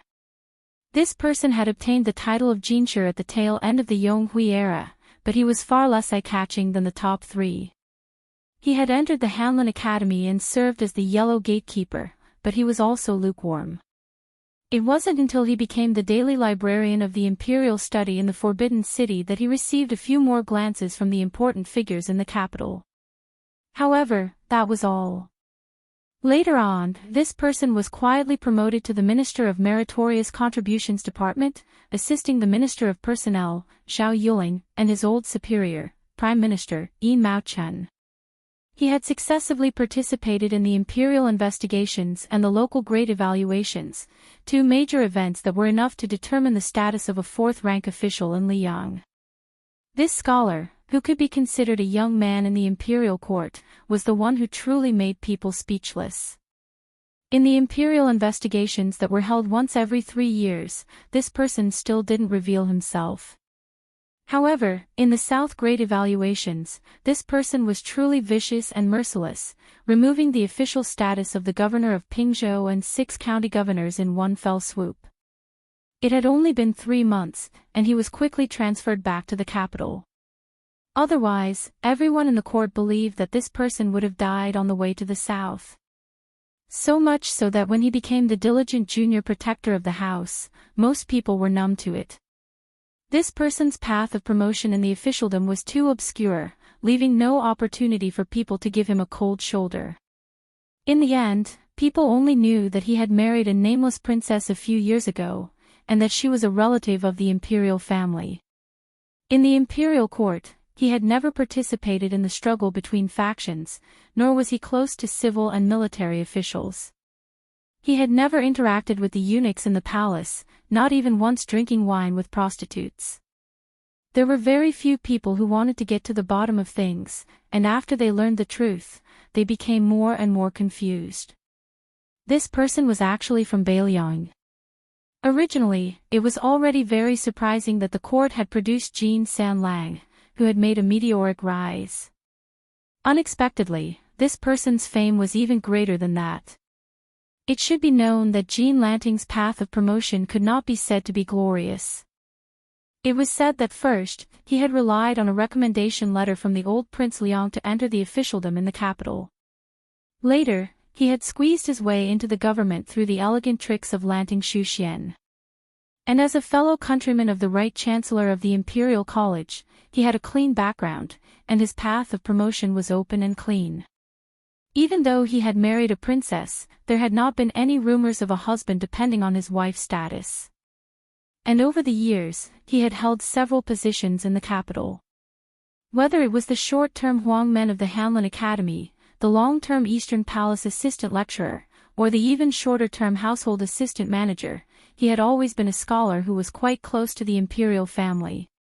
It was likely that even if he were to shout on the streets that he was from Beiliang, no one would be willing to believe him. He was a scholar born in Beiliang, Chen Wang. Of course, nowadays, everyone in the capital should respectfully address him as Qin Xiaobao. Today, in the diligent room, it was only 4:45 in the morning. The sky was still dusky, but the sound of reading could already be heard. The diligent room was divided into upper, middle, and lower rooms. Generally speaking, 6 to 9 years old were in the lower room, 10 to 15 years old were in the middle room, and 15 years old and above were in the upper room. Among them, the age of the women was calculated separately. Only when the men and women were married and had obtained the approval of the teachers could they withdraw from the school. Today was Confucian Day. In each of the 3 rooms, there was an elder reading the classics of the Confucian sage Zhangsheng. The degree of difficulty was naturally different. Outside the lower room of the diligent room stood a young scholar, wearing a purple robe and a mutton-fat jade belt bestowed by the emperor. He looked at the young children who were shaking their heads and doing their best to recite the classics. According to the rules set by the previous emperor, they were not allowed to wear a marten hat or fur coat in the room. The winter cold was bone-piercing. At this time, there was only a small copper stove placed under the teacher's desk. Most of the children who were born with the same surname as the country were no different from the children of poor families attending private schools. Most of their cheeks were frozen red, and their hands and feet were trembling. Taking advantage of the time when the teacher was reading, they hurriedly lowered their heads and blew a mouthful of hot air on their frozen fingers. Outside the room, in addition to this scholar who was dressed in special clothes and was quite unfamiliar to the eyes of ordinary people, there was also an old eunuch in the palace who was allowed to wear a red python robe. He stood outside carefully. The old eunuch was a little absent-minded and did not notice the arrival of the scholar. This was not surprising. He said that he had to keep an eye on the diligent room in case of accidents, but he had been standing here for more than 10 years. He had changed 7 or 8 robes. After more than 10 years, the affairs of the palace had always been strict, so how could there be any accidents? No matter how they acted outside after coming of age, the domineering children of the Zhao family all stood respectfully like him when they were studying, while they sat there obediently reading and reciting books. Even famous princes and princesses like Zhao Wu and Zhao Fingya had to tuck their tails between their legs after entering the diligent room and sitting down. The old eunuch looked outside the room and saw that a large red lantern had been hung on a branch in the courtyard after winter. He sighed quietly. He had heard that it was not peaceful outside. The remaining evildoers of the Guangling underworld had found a little girl surnamed Jiang from somewhere and revived the country just like that. Many of the old fellows in the palace who had escaped from the West Chu imperial palace back then were now trembling in fear. When they were free, they did not even dare to drink a few mouthfuls of wine, saying that they were afraid that others would misunderstand them and think that they were drowning their sorrows in wine. It seemed that the barbarians in the West were also not peaceful. If the big barbarian Beimang wanted to make trouble, the small barbarian Beiliang also wanted to make trouble. He could be considered to have seen some storms in his life, but he just could not understand why these fellows did not want to live a peaceful life. Why did they have to make trouble blindly? Even that grand secretary was obsessed. Say, you, Bai Yen, are not even as old as me, a eunuch, but you have already achieved such a high position. Why are you still not satisfied? Isn't this clearly seeking your own death? For no reason, the old eunuch thought of the flowers and plants in the courtyard and could not help but sigh. He thought to himself, Grand Secretary, human lives were not like those plants. If they were gone this winter, they would be there again next spring. At this time, a small and tiptoeing figure appeared outside the courtyard. He bent over and trotted in. As a result, when he saw the old eunuch who looked like a door god, he immediately looked as if his parents had died. The old eunuch only dared to laugh in his heart. This little fellow was the grandson of Commandery Prince Feng. Although he was not the eldest grandson of the eldest branch, he was still very doted on. However, this child had always been a punching bag in the lower branch. After all, the title of Commandery Prince Feng could frighten people outside the palace, but here, no one took it seriously. In addition, the little fellow's body was weak and his temperament was soft. He was bullied all day long to the point that he did not dare to go home and complain to his elders. Even if he changed into a new pair of festive boots, they would be trampled into old ones by those naughty fellows. He looked at the child's sickly pale face and his pitiful appearance as he desperately covered his mouth to prevent himself from coughing. Although the old eunuch felt sorry for him, he, the eunuch, did not dare to violate the rules set by the previous emperor. If he was late once, he would be punished with bamboo. If he was late twice, he would be demoted. If he was late 3 times, he would be demoted again. Until he had no more rank to demote, he would be directly expelled from the diligent room. About 10 years ago, in the hands of the emperor, there was a lawless old prince who was the only legitimate grandson. He was directly demoted to a commoner. The old eunuch stopped the sweaty grandson of Commandery Prince Feng. With a cold face, he said, "If I remember correctly, this is the second time you have been late. You go in first. I will record it and send it to the imperial clan court." The child coughed and said intermittently, "Grandfather Liu, I really did not mean to be late. I have a cold." The old eunuch waved his hand. He was not willing to listen to the child's explanation. The royal family was not a big or small matter. This was the principle that the elders in the palace had taught the younger generation with countless bloody facts. He was only a servant. Why should he seek trouble for himself? Chapter 1283. It was at this moment that the old eunuch realized that there was a dazzling purple color beside him. He was shocked and even more shocked. After he came back to his senses and was about to bow, that person smiled and shook his head. The old eunuch, who was already the head eunuch of the palace, could only bow. The scholar in purple robes and jade belt walked to the old eunuch's side and grabbed the child's cold hand. He used a bit of force to pry open the child's fingers, only to discover that the child had coughed up blood. The scholar looked at the teary-eyed child and smiled gently. He rubbed the child's head and didn't say anything.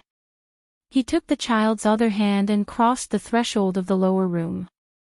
The lecturer in the room was a famous literary figure from the Hanlin Academy. He glanced at the scholar's robes and then at the late child with a displeased expression. However, no matter how far this literary figure had distanced himself from the quarrels of officialdom, he was still somewhat afraid of the deep meaning of the purple robes. He stopped his recitation and reached out to grab a bamboo whip from the desk. With a straight face, he said to the child, "Zhao Li, stretch out your hand." The child was about to step forward to accept his punishment when the scholar, who was no older than 30, said in a warm voice, "Lecturer Han, Zhao Li isn't being naughty. He just caught a cold and coughed up blood at such a young age. Yet, he still insisted on entering the room to study. In the end, this is pardonable. The demotion from the imperial clan court is unavoidable, but can this bamboo punishment be waived?" The old scholar snorted coldly, "Waive the bamboo punishment? What kind of scandal is this?" The scholar still smiled faintly and said, "The law is nothing more than human feelings." The old keeper cast a sidelong glance at this latecomer far above the rest junior and sneered, "Law, sentiment, and reason. Even Grand Chancellor Qi doesn't dare to say which of the three is more important. I wonder where did Lord Junior Guardian learn from?" Chen Wang, who was destined to become the first Lord Junior Guardian of the auspicious Talisman era, said calmly, "This junior is self-taught and has no teacher." However, Chen Wang secretly believes that as long as there is a reason in the world, there is no distinction between big and small. The Confucian sage Shang said it, the emperor said it, and even the common people said it. Official Han sneered, "Then I'll have to ask one more question. This is a reason that anyone can say, but who can prove it?" Chen Wang laughed softly and said, "It's nothing more than the 4 words of the conscience of heaven and earth. The heaven is fair, the earth is sorrowful, and the two do not interfere with each other. Man is not a plant, how can he not be heartless? Man is not a beast, how can he not have compassion?" Official Han's face was ashen as he tightly gripped the bamboo whip that he had used to beat countless descendants of the Dragon Clan. "Other people might respect you and be a bit afraid of you, Chen Wang, but I, Han Yuxing, would not take you, a Bailiang barbarian, seriously." The keeper was just about to explode in anger when he noticed a rare guest standing by the door, clad in a bright yellow robe. He quickly put down his bamboo whip and rose to bow. The other children also rose to their feet and saluted. "Greetings, Your Highness the Crown Prince." Zhao Zhuan laughed heartily and said, "I've disturbed Scholar Han's teachings. Forgive me, forgive me. There is one thing I must explain to Scholar Han. Zhao Li's nephew was on his way to the diligent room when I stopped him and inquired about his well-being for a long time, causing him to be delayed. I will personally inform the Imperial Clan Court. As for the bamboo punishment, if Scholar Han is afraid of breaking the rules, I will take the punishment for Zhao Li. Furthermore, this child is suffering from a severe cold. I have to ask Han Yuxing for a leave of absence. Studying is important, but the body is even more important. We study, we study. It doesn't matter if we die from studying. Studying is a good thing, the more the better. But if we die from studying, then it won't be pretty." Han Yuxing hurriedly smiled and said, "Your Highness is too serious, too serious."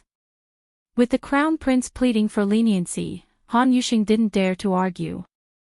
He didn't feel that he was insulting the educated. He only felt that if Sage Shang were alive, he would do the same. Well, didn't Qin Xiaobao say before that the law is nothing more than human feelings? Zhao Zhuan rubbed Zhao Li's little head and said with a smile, "Don't forget to ask your aunt for more sweets in the future." Then he let the old eunuch lead Zhao Li to find an imperial physician. He walked with Chen Wang on a dark path. After a moment of silence, he joked, "Chen Wang, it seems like you're not happy being the junior guardian." Chen Wang laughed and dismissed it. Zhao Zhuan stopped and looked at this guy. He asked seriously, "It's said that a place's environment nurtures a place's people. You and our unyielding Jin San Lang are both people of Bailiang. Why are you so different?" Chen Wang hesitated and shook his head. He said self-deprecatingly, "A place's environment also has its own differences.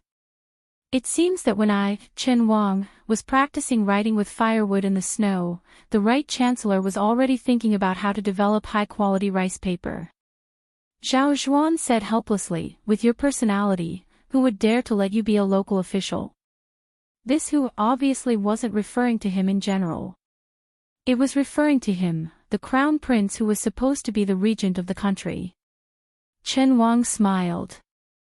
"If I were to be sent out, I'd at most be a county magistrate. If my official hat was bigger, it wouldn't be stable." Zhao Zhuan patted his shoulder. "Do you think I'm stupid to be willing to use a sledgehammer to crack a nut?" Chen Wang didn't reply. Zhao Zhuan suddenly asked, "How do you evaluate the Grand Secretary and Chancellor Qi?" Chen Wang didn't hold back and said straightforwardly, Zhang Julu's personality is strict and fearsome, like the scorching summer. Qi Yanglong's personality is gentle and cute, like the warm winter day. No matter if it's their ability to govern the country or their personal integrity, they are close to saints. It's my honor to be able to be an official with them. Chapter 1284. Zhao Zhuan sighed, it's a pity that a mountain cannot accommodate 2 tigers. Zhao Zhuan quickly smiled, the Minister of Revenue, Wang Xiongui, may go to Guangling as the administrator. Do you have any thoughts about this empty position? Yin Mao Chen will definitely look down on this small temple, so you don't have to worry about competing with him. The Minister of Appointments, Zhao Yuling, the Minister of Rights, Bai Guo, and the Minister of Revenue, Wang Xiongui. Along with the Prime Minister, Yin Mao Chen, they were all once the favorite students of Grand Secretary Zhang Julu and Tantanon. Now, only Wang Xiongui, who was publicly acknowledged as the least talented of the 4 scholars of Yonghui, was still persisting in supporting the facade. It sounded like even Wang Xiongui was going to leave, and to become the Guangling administrator, the biggest joke in the world. Even a blind person would understand the meaning of the imperial court's words. To kill a flying tiger, first cut off its wings. Chen Wang only shook his head and said nothing. Zhao Zhuan grunted and reflected, I was too hasty. Not only did I not help you, I even made you the target of public criticism. You're halfway through a journey of 100 li. Zhao Zhuan seemed to be talking to himself, father is secretly patrolling the borders. It doesn't seem like a good idea to drag it out and delay the court session. Chen Wang, who had once been evaluated by Ma Rong as being prudent, did not say these 2 words. However, Zhao Zhuan looked at the dawn sky in the east, and his eyes were already burning. Regent. After Zhao Zhuan withdrew his gaze, he was once again the gentle and gentlemanly crown prince. He smiled, I heard that Mr. Yuan brought someone with him on his travels. Chen Wang asked, can I tell you? Zhao Zhuan smiled helplessly, why can't you and I talk about it? That person is the young phoenix of the Song family, Song Kelly, who is regarded as a fallen phoenix. Chen Wang asked doubtfully, isn't Song Kelly a county magistrate in a county north of Guangling? This person is quite accomplished in suppressing the bandits. This is an impressive achievement, but it was deliberately suppressed by the higher-ups. Zhao Zhuan took a deep look at Qin Xiaobao. Then, he smiled so widely that his eyes narrowed into a line. He pointed at the cautious guy with his finger and said, keep pretending, keep pretending. Others might not be aware of Mr. Yuan's plan, but how could Chen Wang not grasp the crux of the matter? The Song family was destroyed in an instant. No matter how it appeared on the surface, or what it did behind the scenes, most of the old foxes in the first 5 or 6 rows of the imperial court actually saw one thing clearly, but those who could see to choose were really not many. Grand Secretary Darren and Yin Mao Chen are definitely 2 of them. Next, even if there is only 1 person left, it will definitely be you, Chen Wang. Chen Wang didn't admit anything, but he didn't deny anything either. Zhao Zhuan sighed softly, Yin Mao Chen, Bai Guo, and Song Dongming were all Mr. Yuan's Minister of Concealment candidates. Even if the latter 2 were eliminated, Yin Mao Chen should have been the next Grand Secretary no matter how you look at it. Who would have thought that in the end, Song Kelly would quietly snatch the position from him? Chen Wang hesitated for a moment, then said, Mr. Yuan chose Song Kelly, but Grand Secretary Darren also made a choice. Zhao Zhuan was really confused about this matter. He asked curiously, it definitely wasn't Wang Xiongui, nor was it Zhao Yuling. Then who could it be? Chen Wang said calmly, the Minister of Rights, Bai Guo. Zhao Zhuan instinctively laughed. He clearly didn't believe this absurd statement. Bai Guo. Impossible, impossible. Even though Bai Guo has an excellent reputation throughout the court, and everyone in the capital's officialdom is close to him. I also admire this wanton and extremely talented Minister of Rights. But if you say that after more than a decade of careful selection, Zhang Julu finally chose Bai Gua, who had given up once, to be the next master of Gu Hut, I wouldn't believe it even if you beat me to death. Chen Wang said calmly, I can't really beat you to death, Your Highness. Zhao Zhuan froze for a moment, then burst into laughter. In his mind, Chen Wang was a person like this old man who would never joke. These words really opened his eyes. However, after laughing, Zhao Zhuan began to think deeply. In order to pave the way for him, it wouldn't be an exaggeration to say that his father had spared no effort and calculated everything.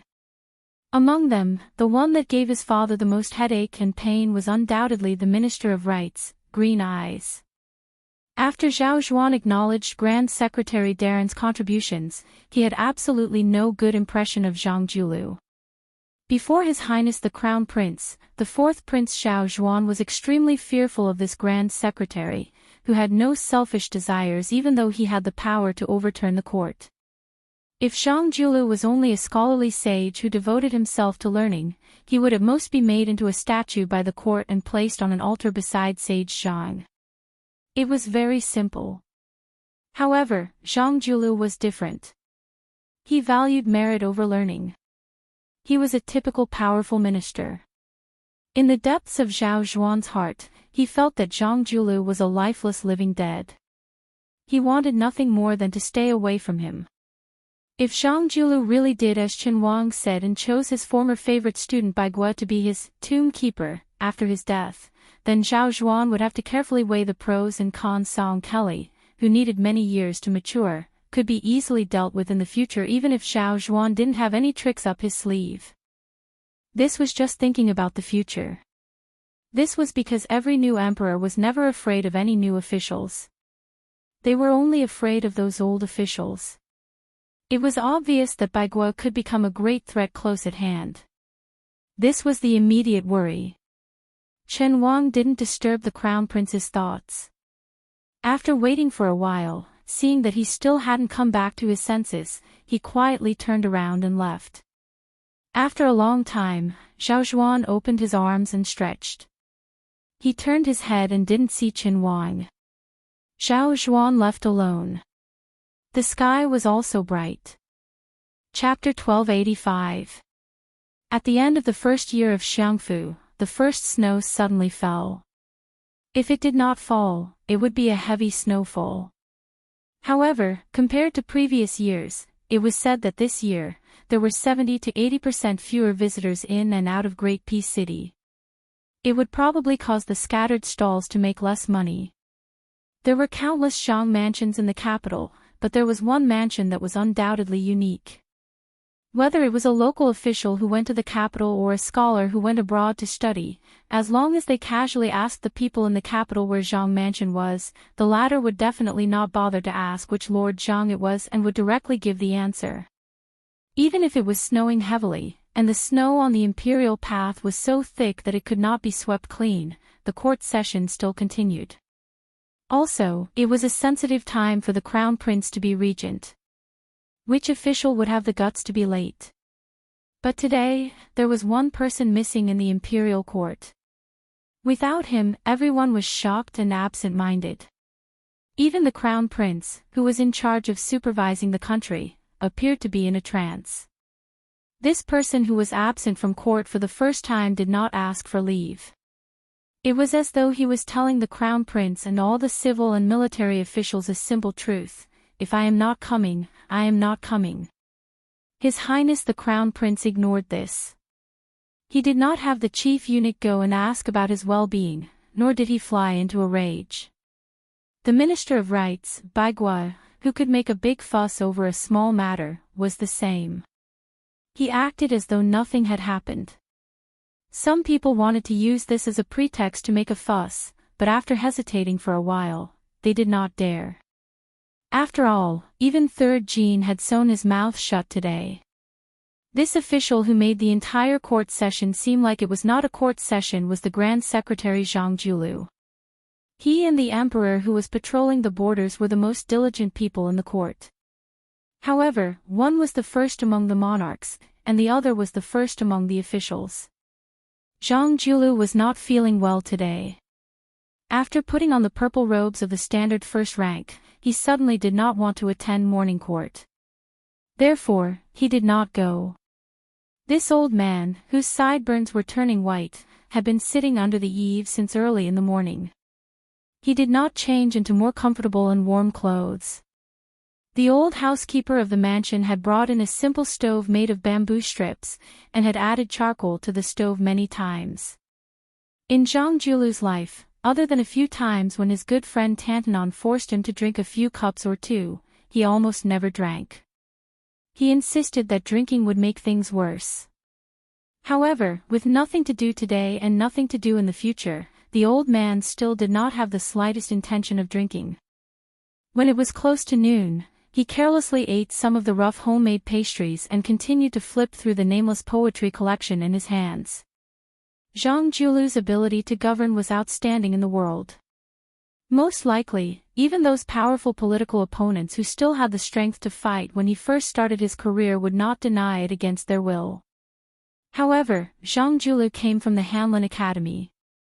Other than the artistic essays he wrote when he was young that could be considered sloppy and had some talent, whether it was in memorials or memorials, the wording of his speech and the words themselves, they were all dull and tasteless. After so many years, there was not a single good work of a famous teacher that was passed down. There were also no rumors that he favored a literary master, and no comments that added the finishing touch to a good work. From an outsider's point of view, the Grand Secretary seemed to have a natural resistance to writing. In reality, only Huan Wen knew that his old friend Zhang Julu did not hesitate to write, but he would also fall in love with the good works of many scholars, especially the good sentences that added the finishing touch. Whether it was the frontier poems, the resentment poems, or the sentimental poems, the funeral essays, they all had their own preferences. They were all collected in that self-edited poetry collection. For example, the Takaoka Ouyang family's memorial to their father in Shangyin Academy, the Chu War declaration that Zhao Chongling personally carried the sword in the Battle of the Western Wall, and so on. Zhang Julu would occasionally flip through them. Among them was Huang Longshi's, "The Yellow River runs for more than 1,000 miles to the north, the air of grievance turns into black clouds." There was also that line by that person who had been scolded as Mei Su Mei Liang back then, "There is no war in the horizon, the energy of war dissipates into the sun and moonlight." There was also a famous palace resentment line from an unknown person in the previous dynasty, "Outsiders do not see a smile, the heavenly treasures last year's is a gift for the world." Su Weisheng's took up a lot of space among the 300 or so.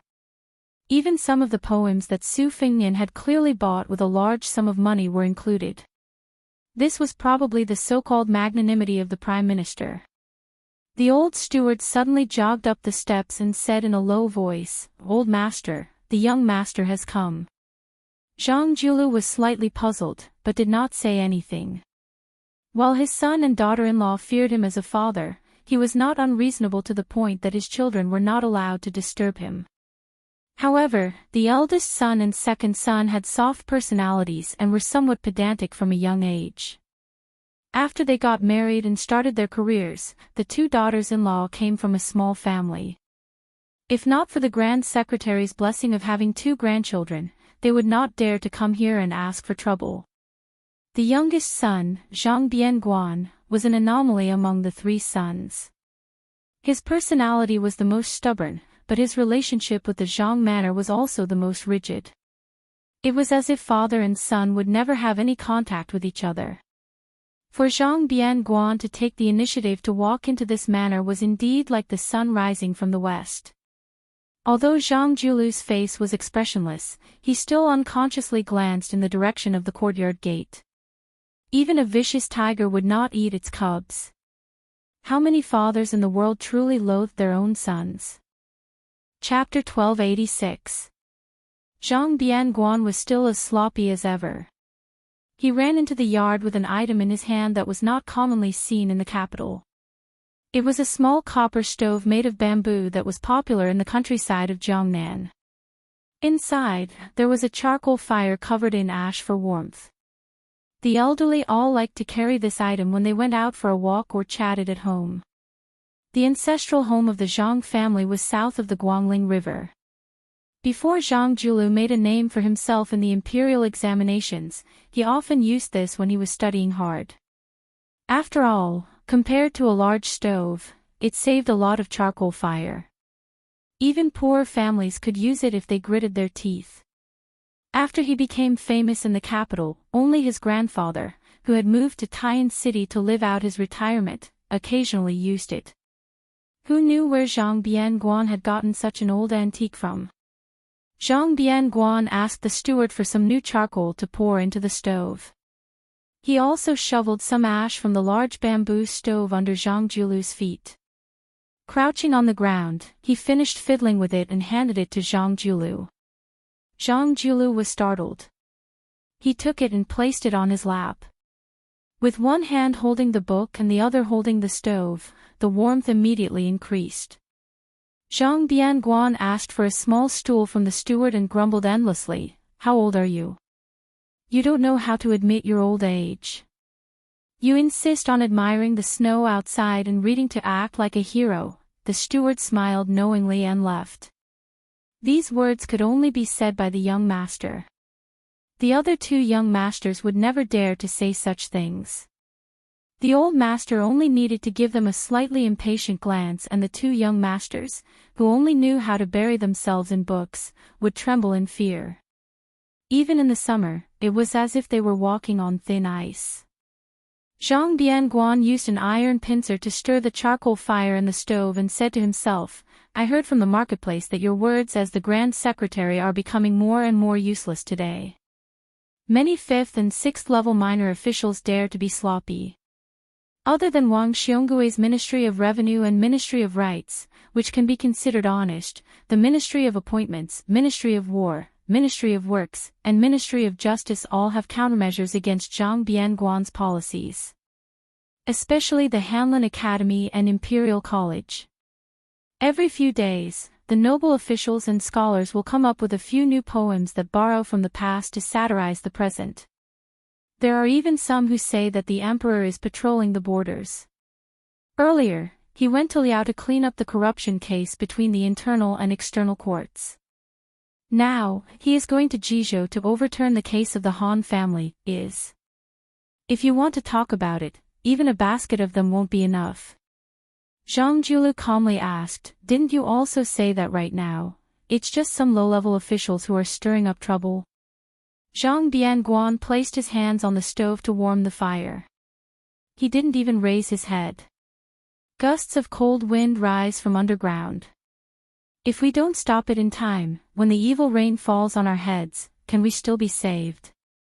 Zhang Julu impatiently said, "That's it. If you're done, you can leave." Zhang Bianguan suddenly raised his head. His eyes were red as he asked, "This time, I actually want to talk about two things. First, there was an imperial censor who accused my eldest brother of embezzling fertile land and my second brother of cheating in the imperial examination. Others are cursing you, the Grand Secretary. I don't care, and I don't have the ability to interfere. But why do you have to treat my two brothers so lowly? You clearly have the ability to interfere, so why do you have to swallow your anger? Even if the ending is the same, and I'm just a pile of mud who doesn't care, can't you let my two brothers die a bit more honorably?" Zhang Julu calmly said, "Your second brother cheated in the imperial examination. He said that the 6th place in the provincial examination had an improper origin. Although I didn't incite him to do anything back then, if you think about it carefully, it can be considered true. After all, the chief examiner appointed by the emperor at that time was my disciple. With your second brother's craftsmanship, although it wouldn't be difficult for him to pass the provincial examination, to obtain the title of the chief examiner was no different from a fool's dream. As for your eldest brother embezzling fertile land," Zhang Bianguan angrily said, "My eldest brother, that bookworm, and my eldest sister-in-law, every time they come to the residence, they wear the exact same clothes and jewelry that can be considered valuable. How can they compete with the common people? For the sake of his reputation, your Grand Secretary has never taken a look at eldest brother's official residence. I, Zhang Bianguan, have been there countless times. I know better than anyone what kind of poor life eldest brother and sister-in-law lead. Zhang Julu interrupted his youngest son's words and calmly said, in the 8th year of Yonghui, I indeed helped your eldest brother purchase 300 mu of fertile land. My method was not honorable, but your eldest brother has always been kept in the dark. Zhang Bianguan was stunned. Then, tears immediately gushed out of his eyes. He muttered to himself, why is this? Why do you even have to scheme against your own son? Zhang Julu looked at the snow in the courtyard. It was a vast expanse of white. No one had swept it away for half a day. Perhaps it was knee-deep. He softly said, the so-called spring of Yonghui, all the officials in the imperial court are well aware. In the future, those who stand side by side will mostly come from humble families. Zhang Julu put down the book and stood up. He carried the small stove with both hands and muttered to himself, the rule of humble families having no noble children has already been broken. The significance is great.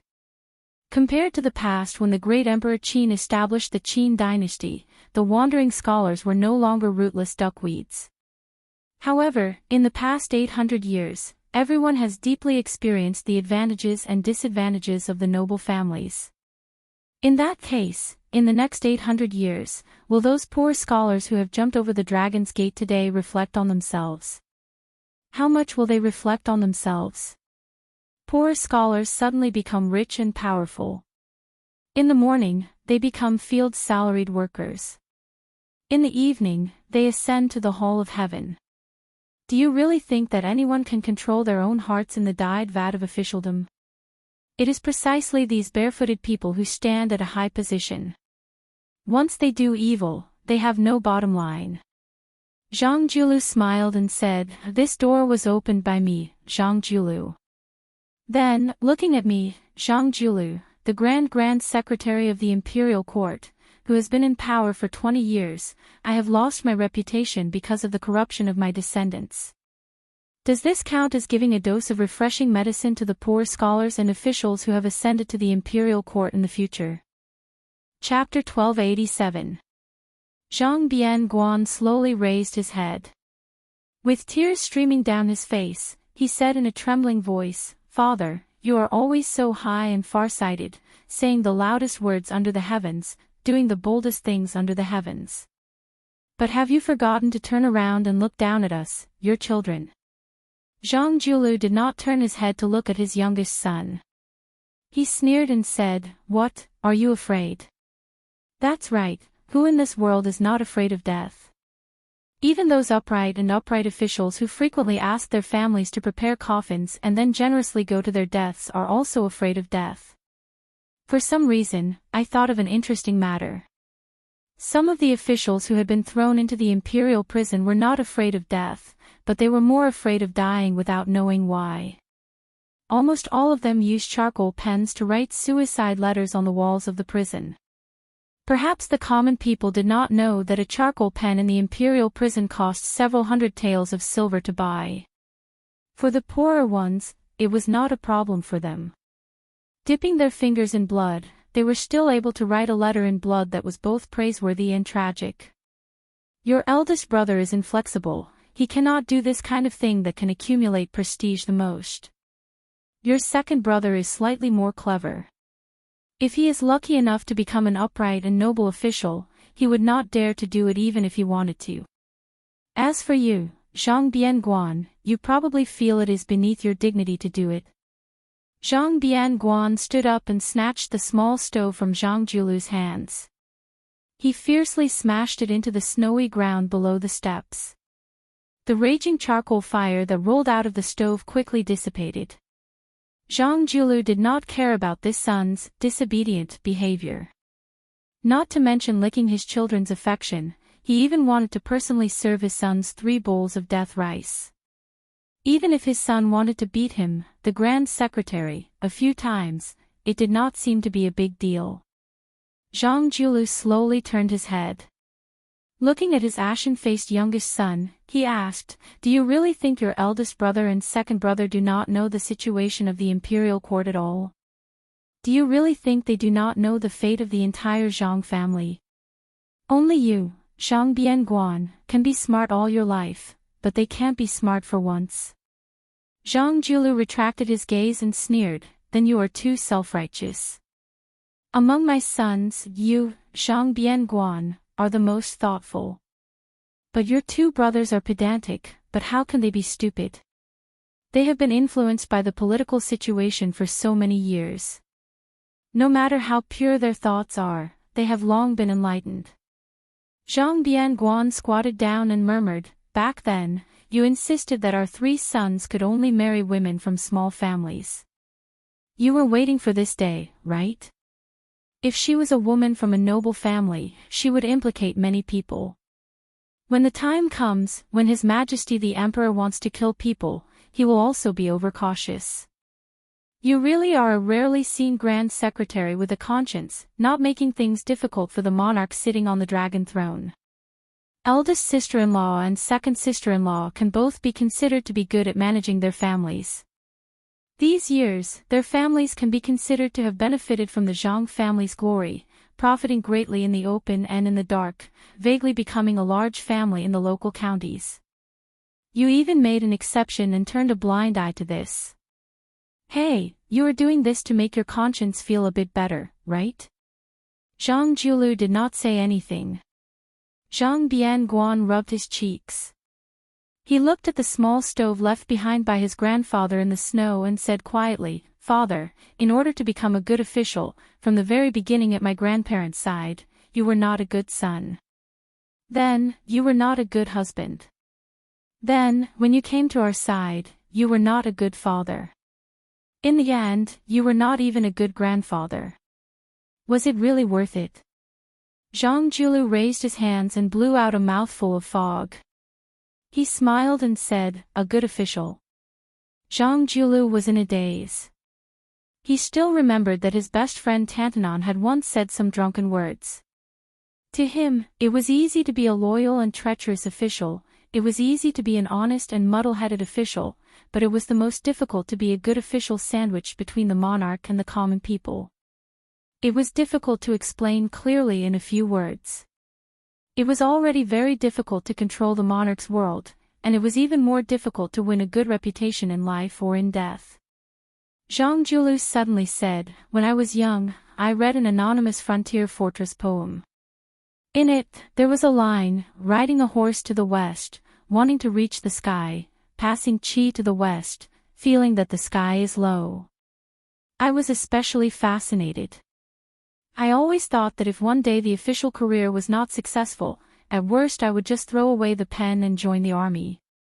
I would go and see with my own eyes the scenery of the vast wilderness and the sky at the border. That way, my life would not be in vain. But later, when the official career was stable, after your mother gave birth to you, she gave you the name Bianguan." For some reason, Zhang Bianguan calmed down a lot. He squeezed out a smile and said self-mockingly, "Because of this unworthy name, I have been ridiculed for so many years by the group of second generation in the capital. They said that you, the Grand Secretary, should have been named Zhang Taiyan or Zhang Jingqing." Zhang Julu smiled and walked down the steps. He bent down to pick up the small stove. He picked up the iron tongs and put some charcoal into the fire. He handed it back to the young son and said softly, "I know that your hearts have been cold for many years. Father can't do anything." Zhang Bianguan was stunned and forgot to speak. Zhang Julu waved his hand and asked the steward to bring a small stool. After sitting down, he asked, "The reason for this trip, is it because Man Air asked for a letter of divorce from you? Do you feel that you can't vent your anger? You have been with the chicken and the dog for so many years, but at this juncture, she abandoned you and left. Do you feel like husband and wife are birds in the same forest and fly away separately in the face of disaster?"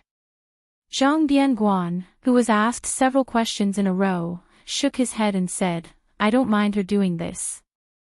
Zhang Julu wanted to say something but stopped. In the end, he just said, "Don't be angry at her. Among the 3 daughters-in-law of the Zhang family, she has it the hardest. It's hard for her to be an evil person.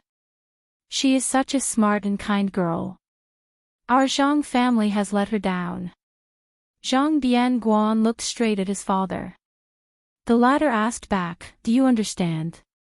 Zhang Bianguan suddenly remembered something and suddenly choked with sobs. When a woman is ruthless, she is the most ruthless. When a woman is infatuated, she is the most deeply moved. Zhang Bianguan seemed to have untied the knot in his heart and nodded vigorously. Chapter 1288. Zhang Julu smiled and asked, "That Tantanon always said that even if one has eternal fame, it is not as good as a cup of wine when one was alive. In the past, I did not believe it. Why don't the 2 of us drink a few cups today?" Naturally, Zhang Bianguan would not refuse. Thus, the most powerful official in Jingdo and the most useless playboy of Great Peace City, this pair of strange father and son, separated by a stove, sat across from each other on a small stool and slowly drank wine. The wine jug was placed on the edge of the stove. Zhang Bianguan said, "Father, in reality, no one is angry at you." Zhang Julu drank a mouthful of wine and did not speak. Cup after cup, the father and son drank like this. The steward tiptoed over to deliver a second jug of wine. Along the way, he brought a thick fur coat for the Grand Secretary. In the end, Zhang Bianguan staggered away in a drunken stupor. Zhang Julu saw him to the gate of the mansion and gave the fur coat to his son to wear. Zhang Julu stood on the steps and reached out to catch some snowflakes in his hand. There was nothing one could do about the affairs of the world. When one could say it, one did not want to say it. When one wanted to say it, one could not say it. Perhaps half a year ago, no one would have believed that the West Chu Navy would be able to fight the Guangling Navy downstream like a lion hunting a rabbit. Like an arrow on a bowstring, they were only waiting to go down the river and head straight for the spring snow building. Even in the darkness, just by the light of the lanterns, those towering ships exuded a savage aura of war. Presumably, every old remnant of West Chu who saw this scene would find it hard to restrain their joy and sorrow. For 20 years, the world had only heard that the Bailiang cavalry was the best in the world. Did anyone remember the majestic sight of the Dechu Navy of the past? In the last few months, there had been an endless stream of old remnant people walking or riding carriages to the riverbank to look at this scene from afar. They either knelt or clasped their hands, all of them weeping and then laughing madly as they returned home to tell their old friends. Qiao Chongqing personally commanded the navy. The Divine Phoenix was named after the capital city of Dechu. A middle-aged Confucian scholar in green, who had been holding a lantern and admiring a painting, raised his head and gently extinguished the lantern. Walking out of the cabin on the top floor, he gazed toward the right bank of the Guangling River. He saw a group of cavalry dressed differently from the navy suddenly appear. Afterward, the leading knight and a few retainers leisurely crossed the river on a small boat. At the bow of the small boat stood a person. His figure was tall and slender. As the boat approached, the knight's face became clearer under the light. He was determined, conceited, and full of heroic spirit. He lacked the gentleness of a gentleman. However, this young man really couldn't ask for more. It would be strange if he was just a kind and gentle scholar who could trample the territory that Zhao Yi had painstakingly built for more than 10 years in 3 months. One of the deputy commanders of the Dechu Navy, Song Yuanhang, stood beside the Confucian scholar in green. After seeing the uninvited guest, he did not hide his displeasure at all. Not only him, but the Navy generals who had walked out of the cabins on the lower levels of the Divine Phoenix ship also did not have a good impression of this young man. It was not a bad thing for a young man to show off his ability, but to be so arrogant that he did not consider the rules as rules was rather annoying. Similarly, as the son of one of Dechu's most powerful families, Pei Sui, who had made great contributions earlier, was very humble. Ko Jianghuai, If it weren't for this person in charge of the navy helping him smooth things over, he would have long rolled up his things and scrammed back to Shangyin Academy to read his books on the art of war. Earlier, he had repeatedly disrupted the plan and acted on his own initiative to move troops and generals. Not to mention that, he had come to visit the navy tonight, and he didn't even give a greeting. Did he really think that the great Dechu couldn't accomplish great things without one Ko Jianghua? The scene that followed made the navy commanders on the ship even angrier. Ko Jianghua did not board the ship to greet the commander of Dechu's 3 armies, Chao Chongqing. Instead, he stood at the bow of the small boat with his hand on his sword. He raised his head to look at the green-robed man. After directly calling his name, he asked in a low voice, "Chao Chongqing, why won't you allow me to take down the 6,000 soldiers that Song Li dropped into my pocket?" The white-haired Chao Chongqing did not make a sound and met the young man's gaze. The tall Ko Jianghua had no awareness that he was talking to Dechu's second stabilizing needle after Yi Baikue. His tone was angry and dissatisfied, almost questioning. The opportunity is fleeting. Song Li is not an idiot who doesn't understand military matters. Wait until he has a firm foothold on the Eastern Front and straightens out the internal conflict in the Spring Snow building before I want to do it in one go. Ko Jianghua, you are already General Ko. As for the imperial edict to remove you from your position, you will receive it a few days later. However, it is all the same whether it is early or late. Chao Chongqing. Ko Jianghua originally thought that Dechu still had 2.5 people who knew how to use troops and enough to conquer the world. Since there is only half left tonight, then there is no hope of reviving the country. It doesn't matter if I am an official or not. I want to open my eyes and see if that half can help you take down the Spring Snow building. Ko Jianghua angrily threw his sword into the Guangling River. The small boat turned around and left. Song Yuanheng quietly asked, "Minister, has this kid lost his mind?" Chao Chongqing smiled slightly. He has not gone mad. Ko Jianghua is very clear-headed. His view of the Eastern Front is correct. However, what Ko Jianghua does not know is that he has been blinded by a single leaf. "Minister, why do you say this? The main general of the Eastern Front that I, Chao Chongqing, want should not only focus on the Spring Snow building in Zhao Yi. If he stops here, then Xia Shibian will be able to achieve his so-called half a person." The blue-clothed official lowered his head and looked at the Guangling River flowing east. He was in a daze. Ko Jianghua should be able to see further. He should be looking at the Great Peace City. Chapter 1289. In the prince's mansion in Xiangfan City. The young king of Jing'an, Zhao Sun, was summoned to Guangling to quell the rebellion. So far, he had not made any contributions.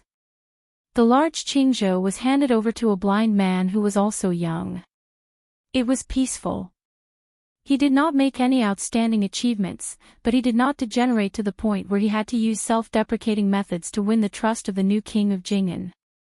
It could be said to be a model example of a ruler and his minister being compatible. It was somewhat similar to the partnership between the king of Yan and Nalan Yusi.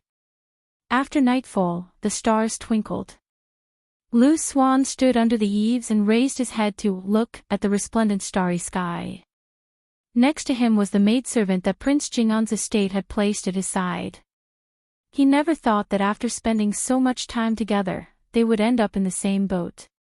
But this might not necessarily be the young Prince Jing'an's original scheme. "Teacher, you asked the prince to only lose and not win. When the time comes and the Zhao family loses face, the emperor will most likely blame you, right?" "Of course he will, and it will be a heavy punishment." Then why did the prince agree? When the old and the new take over, the new emperor will bring in new officials. The close and distant relationships of the past will be overturned. Often, it is not about contributions, only loyalty. It is about enough to use a few thousand lives in Qingzhou to show loyalty. When the old emperor deliberately suppresses someone, it is to pave the way for the new emperor to use. Otherwise, who will remember the good of the new emperor? Most of the wise emperors who retired from the stage in history liked to do things in such an obscure way because they were worried that the new emperor would have no one to use. Also, chaos is inevitable. After His Royal Highness loses this time, other than expressing his stance with the emperor and the crown prince, he can also take the opportunity to remove himself from the chaotic world and observe the changes quietly. Teacher, do you count as a scholar who knows everything in the world without going out? I, as a teacher, am still lacking compared to Mr. Yuan of Great Peace City and Mr. Nalan of the King of Yen. Teacher, you are too modest. Blind Lu Su smiled but did not speak. Teacher, tell me some more principles. Although I don't understand, I like to hear them. How can there be so many principles? I am just full of complaints. Teacher, don't be angry when I say this. If one day Wang Ye uses me to threaten Mr. can rest assured. Isn't it difficult to use a dead person to threaten a living person? Don't do anything stupid. If you kill yourself, with Xiao Sun's personality, I won't be far from death either. Otherwise, he won't be able to sleep well with a so-called confidant that he can't control. Sir, are you helping me find a lame excuse to live? You're not stupid. But to be honest, this reason is not lame. Sir, you're a good man. Are you tired of living like this? What's so tiring about it? At the very least, it's easier than cheating people by gambling in Yongzi Alley a few years ago. Sir, I think you have great wisdom. But I can't tell whether you're wearing new clothes or old ones. I'll know if I touch it, after taking it off. See no evil, sir, don't you like to say that you're blind? Lu Su suddenly laughed. Then he said softly, Xiao Sun, Huainanzi, is called a beautiful jade, but if you break it down, isn't it a Sun emperor? Lu Su sighed, the backbone of us scholars will be broken in a few days. It was the same night, but far away at the border. Along with the sound of horse hooves in the distance, Ji Zhou's wild goose castle, which was not inferior to a border town, was like a giant beast that had been awakened. Almost instantly, countless lanterns and torches lit up at the same time, illuminating the castle as bright as day. There was a moat outside Wild Goose Castle. As the city gate was opened, the bridge was slowly lowered. The 7 or 8 riders did not need to wait for a moment before they rode their horses onto the bridge and entered Wild Goose Castle. Inside the city gate, a large group of Li family members were kneeling in Wild Goose Castle. There was the reclusive old castle master Li Chulin, the eldest son Li Yuanya who had specially rushed home from Ji Shi, and a group of elders who were rarely seen. No one was absent. Other than Li Huli, the eldest son Li Huli who had suddenly died after traveling south to Jiangnan, the entire Li family, who was like a local tyrant in Jizhou, was present. Even the old castle master's 80th birthday 2 years ago was not as grand as this. The leader of the 7 or 8 riders had an unfamiliar face. His face was pale, and he looked like he could not stand the extreme cold of the winter in the north. He wore a thick fox fur coat from Liaodong. Probably because he was old, he had already nurtured his loftiness to be very restrained and did not give off an overbearing feeling. Other than the father and son pair, Li Chulin and Li Yuanya, no one in Wild Goose Castle knew the identity of this graceful man. However, with the help of the brilliant lights in the corner of their eyes, the others could still see some clues. The rider behind the man who was acting as an attendant was actually the only great pillar of Liang, General Gu Jiantang. The members of the Li family kneeling on the ground, other than the ignorant teenagers and ignorant children, all guessed the identity of this man. For a moment, their eyes were filled with awe, anxiety, and pride. What a great honor it was to have such a distinguished guest visit them. How glorious was it to bring glory to their family. Perhaps because Gu Jiantang had reminded them before, Li Chulin and Li Yuanya only knelt to welcome him and did not greet him superfluously. The man dismounted from his horse and smiled warmly. The north is cold, and the land is cold. Besides, the records of rights of the king states that 80 strokes of the rod should be used in court. Old castle master, please rise. Everyone else, don't kneel. The 6 riders behind him dismounted at the same time. General Gu Jiantang, who was in light armor and carrying a saber, stepped forward silently and helped the man lead his horse. Li Chulin stood up carefully. Every wrinkle and crevice on his haggard and dignified face seemed to emit a strange brilliance. The old man, who was particularly tall, still bent slightly after getting up. He probably did not dare to let the man 5 steps away raise his head and speak. In terms of physical condition, Li Chulin, who was 80 years old but was still strong, looked more like a young man than the man in front of him. At least, Li Chulin gave others the impression that his heroic spirit had not diminished in the past. On the other hand, the guest who visited Wild Goose Castle in the middle of the night seemed to be unable to hide his exhaustion. Especially with the invisible contrast of the martial arts grandmaster Gu Jiantang, he seemed to be even more lethargic. Chapter 1290. As the man moved forward, the group started to break apart. At the same time, there was a suspicion that they were trying to steal the show. The man in the fur coat walked at the very front and called for the old castle master, Li Chulin, to accompany him. Gu Jiantang held a horse in each hand and followed closely behind. Then came Li Yuanya. These 4 people slowly walked at the front. Then came the 5 riders who each held heavy military power on the northern border of the dynasty.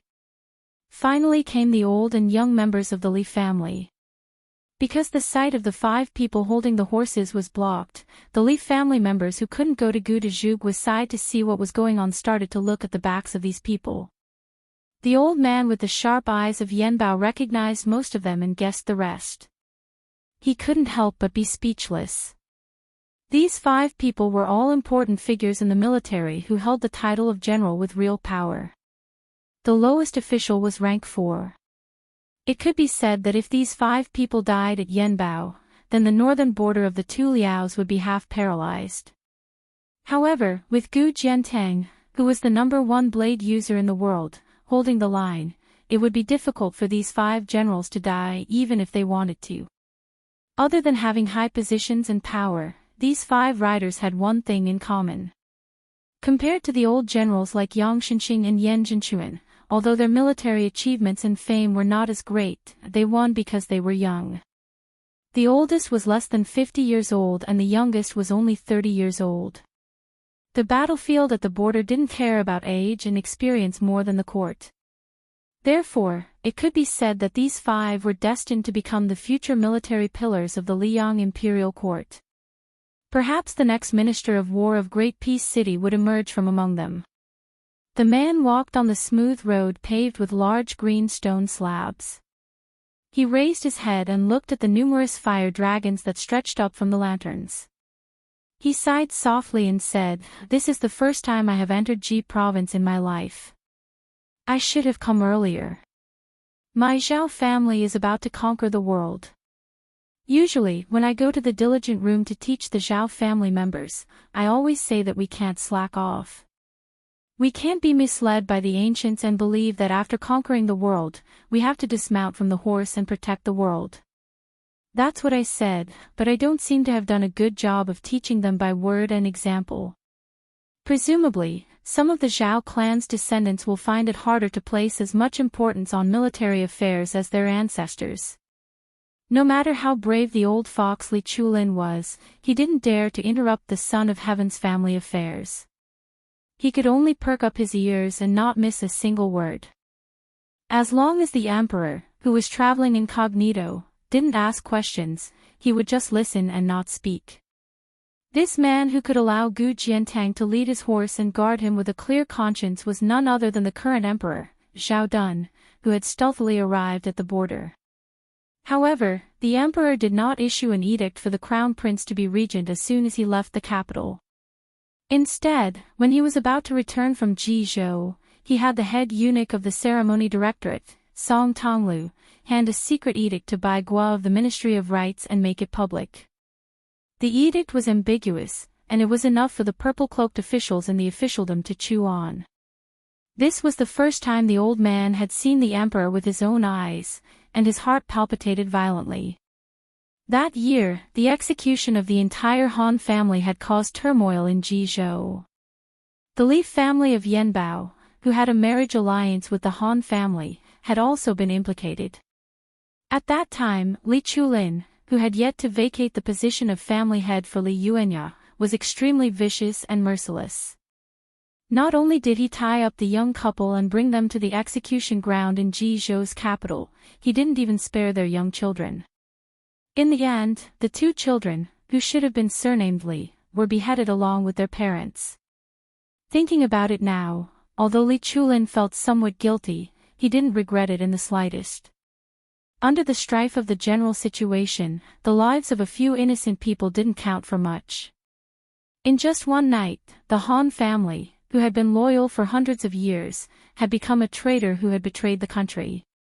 For the past 10 years, everyone in the imperial court had said that it was the blue-eyed grand secretary who had harmed the public interest. It had even turned into one of the most powerful crimes that the imperial censorate had used to impeach Zhang Julu. This made the old man, who liked to read history in his spare time, feel somewhat distressed. In the past dynasties, there had always been treacherous officials who manipulated power and deceived the public. In the end, they were executed under the law, and never dared to say how muddle-headed the emperor was. To be honest, Li Chulin admired the grand secretary who was in the center of the imperial court but kept himself clean in all aspects. If it weren't for Zhang Julu's insistence on supporting the northern border and using half of the imperial court's taxes to support the northern border, the old minister of war behind him wouldn't have been able to handle the situation so easily. As for why the current emperor had to make such an unnecessary move to visit Yanbao, after Li Chulin received Gu Jintang's handwritten secret letter, he had a private meeting with his eldest son, Li Yuanya. There were only 3 answers he came up with. Firstly, the imperial court of Zhao, or rather, the emperor, had to provide evidence that could convince the public in Ji province in order to redress the Han family's innocence. Yanbao was an old and wealthy family that had been rooted in Ji province for generations, and was also one of the victims in the past. If the Li family stood out and spoke at this critical moment, it would be more ironed out than the impeachment of the right chancellor of the imperial college. It would also win more sympathy from the imperial court. It was an irresistible trend for everyone to push the wall that was down. However, not everyone had the right to push the high wall of the Zhang family that had stood in the imperial court for over 20 years. Furthermore, the Yuzhou side was restless. Currently, there were some extreme actions that crossed the border. Tens of thousands of riders had entered Ji province. Naturally, the imperial court would have to guard against the young man from Beiliang's Su family. With the departure of the old general of Ji province, Yang Xinqing, the Li family of Yanbao, who had 7,000 to 8,000 private soldiers, would naturally fall into the eyes of the imperial court. Both father and son guessed that it was a personal matter of the emperor. After the previous 2 times where he personally led the troops and returned with no results, the current emperor had never patrolled the borders. He had not even gone to the prosperous Jiangnan. The people mistakenly thought that the current emperor only cared about internal affairs and did not care about military exploits on the borders. This was definitely the view of a country bumpkin.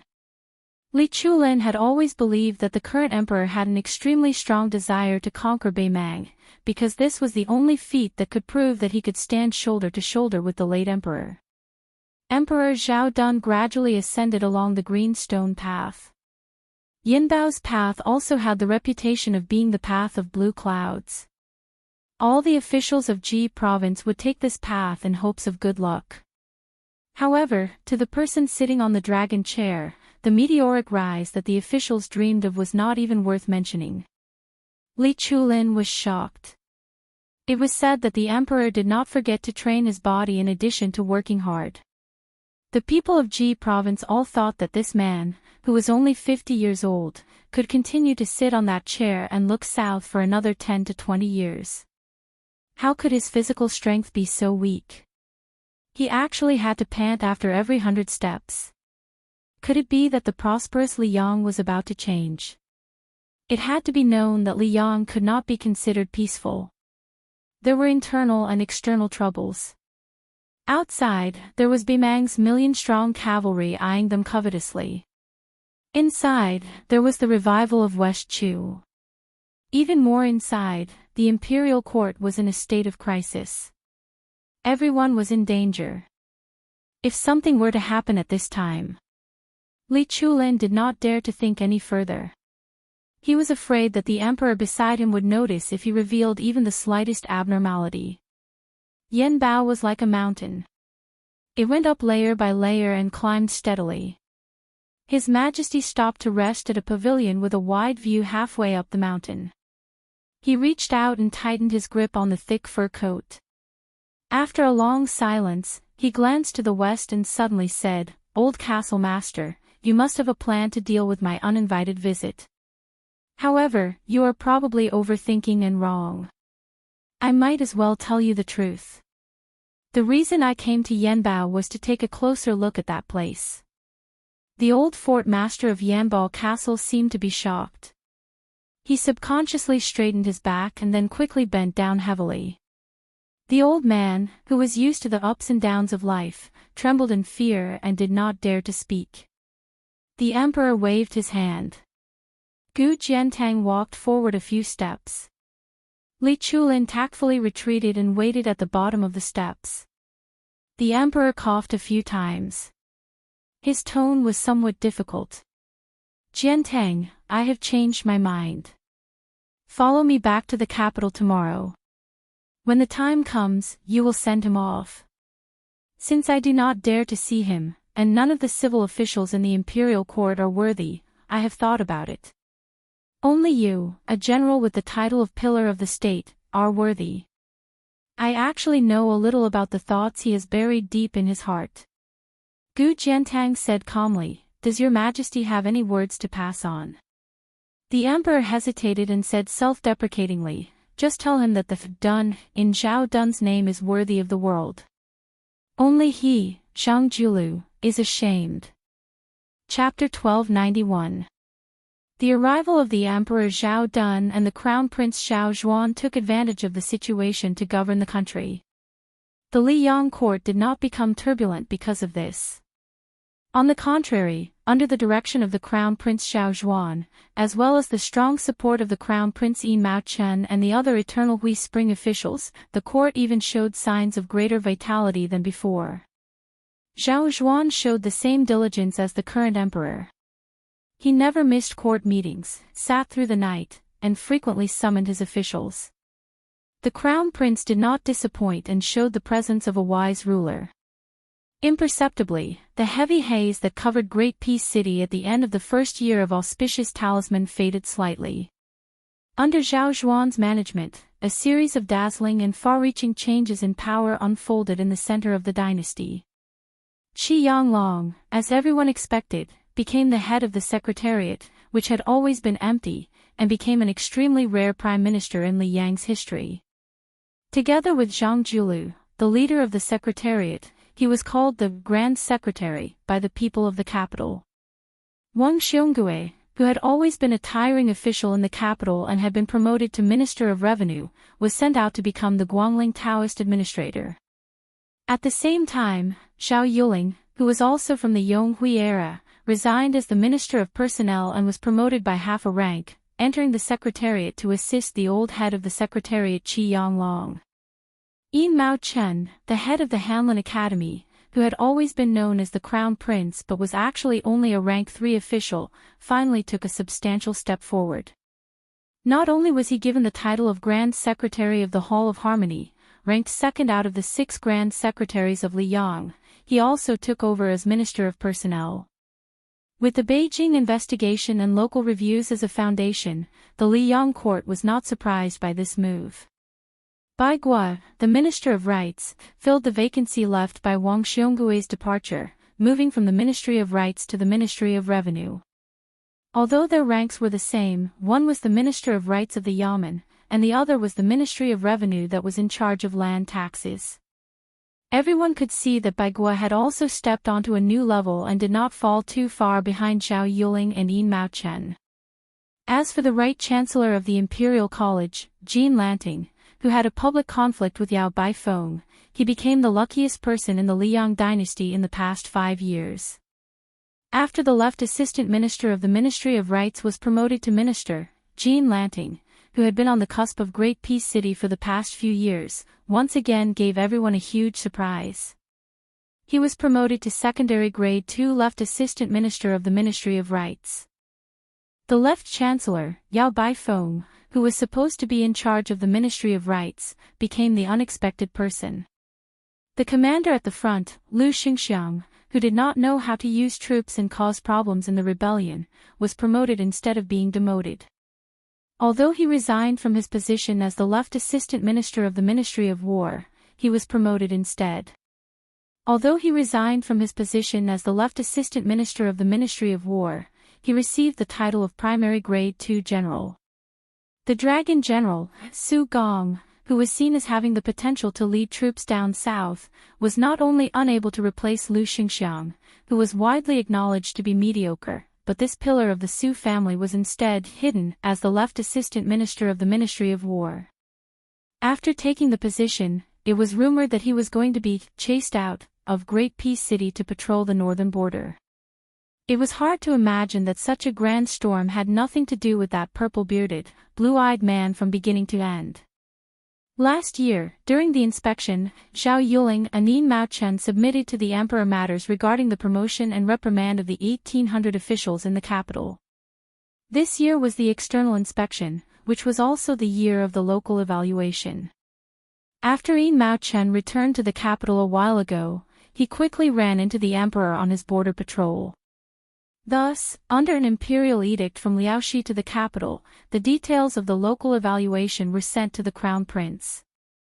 Zhao Zhuan was given full authority over this matter. After the morning court session, the crown prince had Song Tonglu, head of the ceremony directorate, pass on a message to all of the grand secretaries of the palace, the big shots of the 2 provinces under the Hall of Secretaries, the assistant ministers of the 6 ministries, and a number of dukes and marquises surnamed Xiao to participate in this impromptu afternoon court session, which could be considered a common occurrence in Liang Imperial Court. In the meeting room, the 3 officials of the Ministry of Personnel, the Ministry of Personnel's Merit Auditing Department, the Ministry of Appointment Examination Department, and the newly appointed Merit Auditing Department were responsible for reporting the specific situation.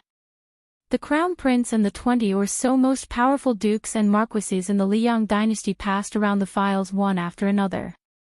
There were also several eunuchs, including the ceremony directorate, who were present to listen. These eunuchs, who wore bright red python robes, were mainly responsible for adding charcoal and changing the refreshments.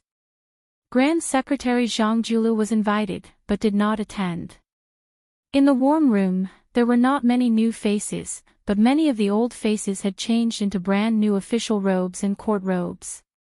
It was not the new year, but there was already a new atmosphere. The former Minister of Personnel, Zhao Yuling, was already one of the few first-rank officials. Today, he sat beside the head of the Hall of Secretaries, Qi Yanglong. Intentionally or unintentionally, he glanced at Yin Mao Chen, who was also of Zhonglu origin. When he lowered his head and leisurely drank his tea, the corners of his mouth quietly curved up. A certain someone had been called the Prime Minister for more than 10 years. Today, he was only the Minister of Personnel of the External Court, nothing more than eating the leftovers from his own leftovers. The dust had more or less settled, but didn't he still not lose the title of Prime Minister? When would he be able to take on the role of Prime Minister, in reality?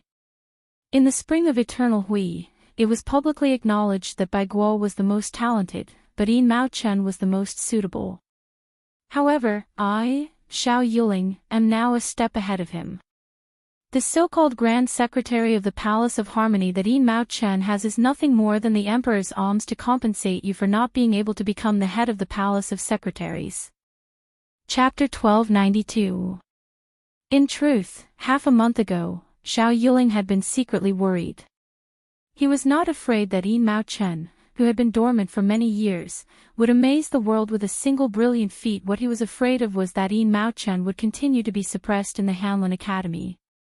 This meant that once someone completely fell from power, Yin Mao-chen would be destined to be the one with the greatest benefits. Now that the court had given him the Minister of Appointments and the Grand Secretary, Zhao Yuling, who was familiar with the thoughts of the Emperor, could be at ease. Slightly moistening his throat, Zhao Yuling, who was in a good mood, twisted the lid of his teacup. Out of the corner of his eye, he casually sized up the new Minister of Revenue, Bai Guo. He had never seen this disappointing fellow as an enemy. Even though Bai Guo had a good reputation in the court, once one had climbed to their level, they only paid attention to 4 words: simplicity in the heart of the Emperor. As expected, Bai Guo had not been able to enter Tantanan's subordinate province, and he had not been able to obtain the position of First Minister of the 6 ministries. In the end, in this room, the most disappointed person was Yin Mao-chen. The second most disappointed person was our new Minister of Revenue. However, in Zhao Yuling's view, Bai Guo, who did not have much of a foundation, should be satisfied to be able to obtain the position of Minister of Revenue. Zhao Yuling raised his eyelids and just happened to see the bearded young third minister Jin looking over. Zhao Yuling's face was expressionless.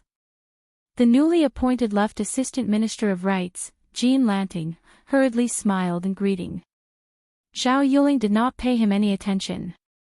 He turned around and put down his teacup, laughing coldly in his heart. Did a lucky fellow, who had relied on crooked methods to barely make it to the center of the dynasty, really think he could last forever? In the court, one was not afraid of the battles between gentlemen, or even between factions. However, the greatest taboo was to make enemies everywhere because of personal grudges. Coming from a small, unknown noble family in Beiliang, in just a few short years, he had angered Huan Wen and Yao Baifeng. Even if he managed to use his influence to take down someone, could he, Jin Lanting, clean up the mess afterwards? Other than Jin Lanting, who was attending such a high-level court meeting for the first time, there was another official who was even more unfamiliar to Great Peace City than Jin Lanting. That was Su Gong of the Gumu family of Gongnamdu. As the assistant minister of the Ministry of War, he was still a famous general even though he had missed the Spring and Autumn War. At this moment, he was sitting upright beside his superior, Liu Baijie. His eyes were focused on his nose was focused on his heart, and his expression was firm and rigid.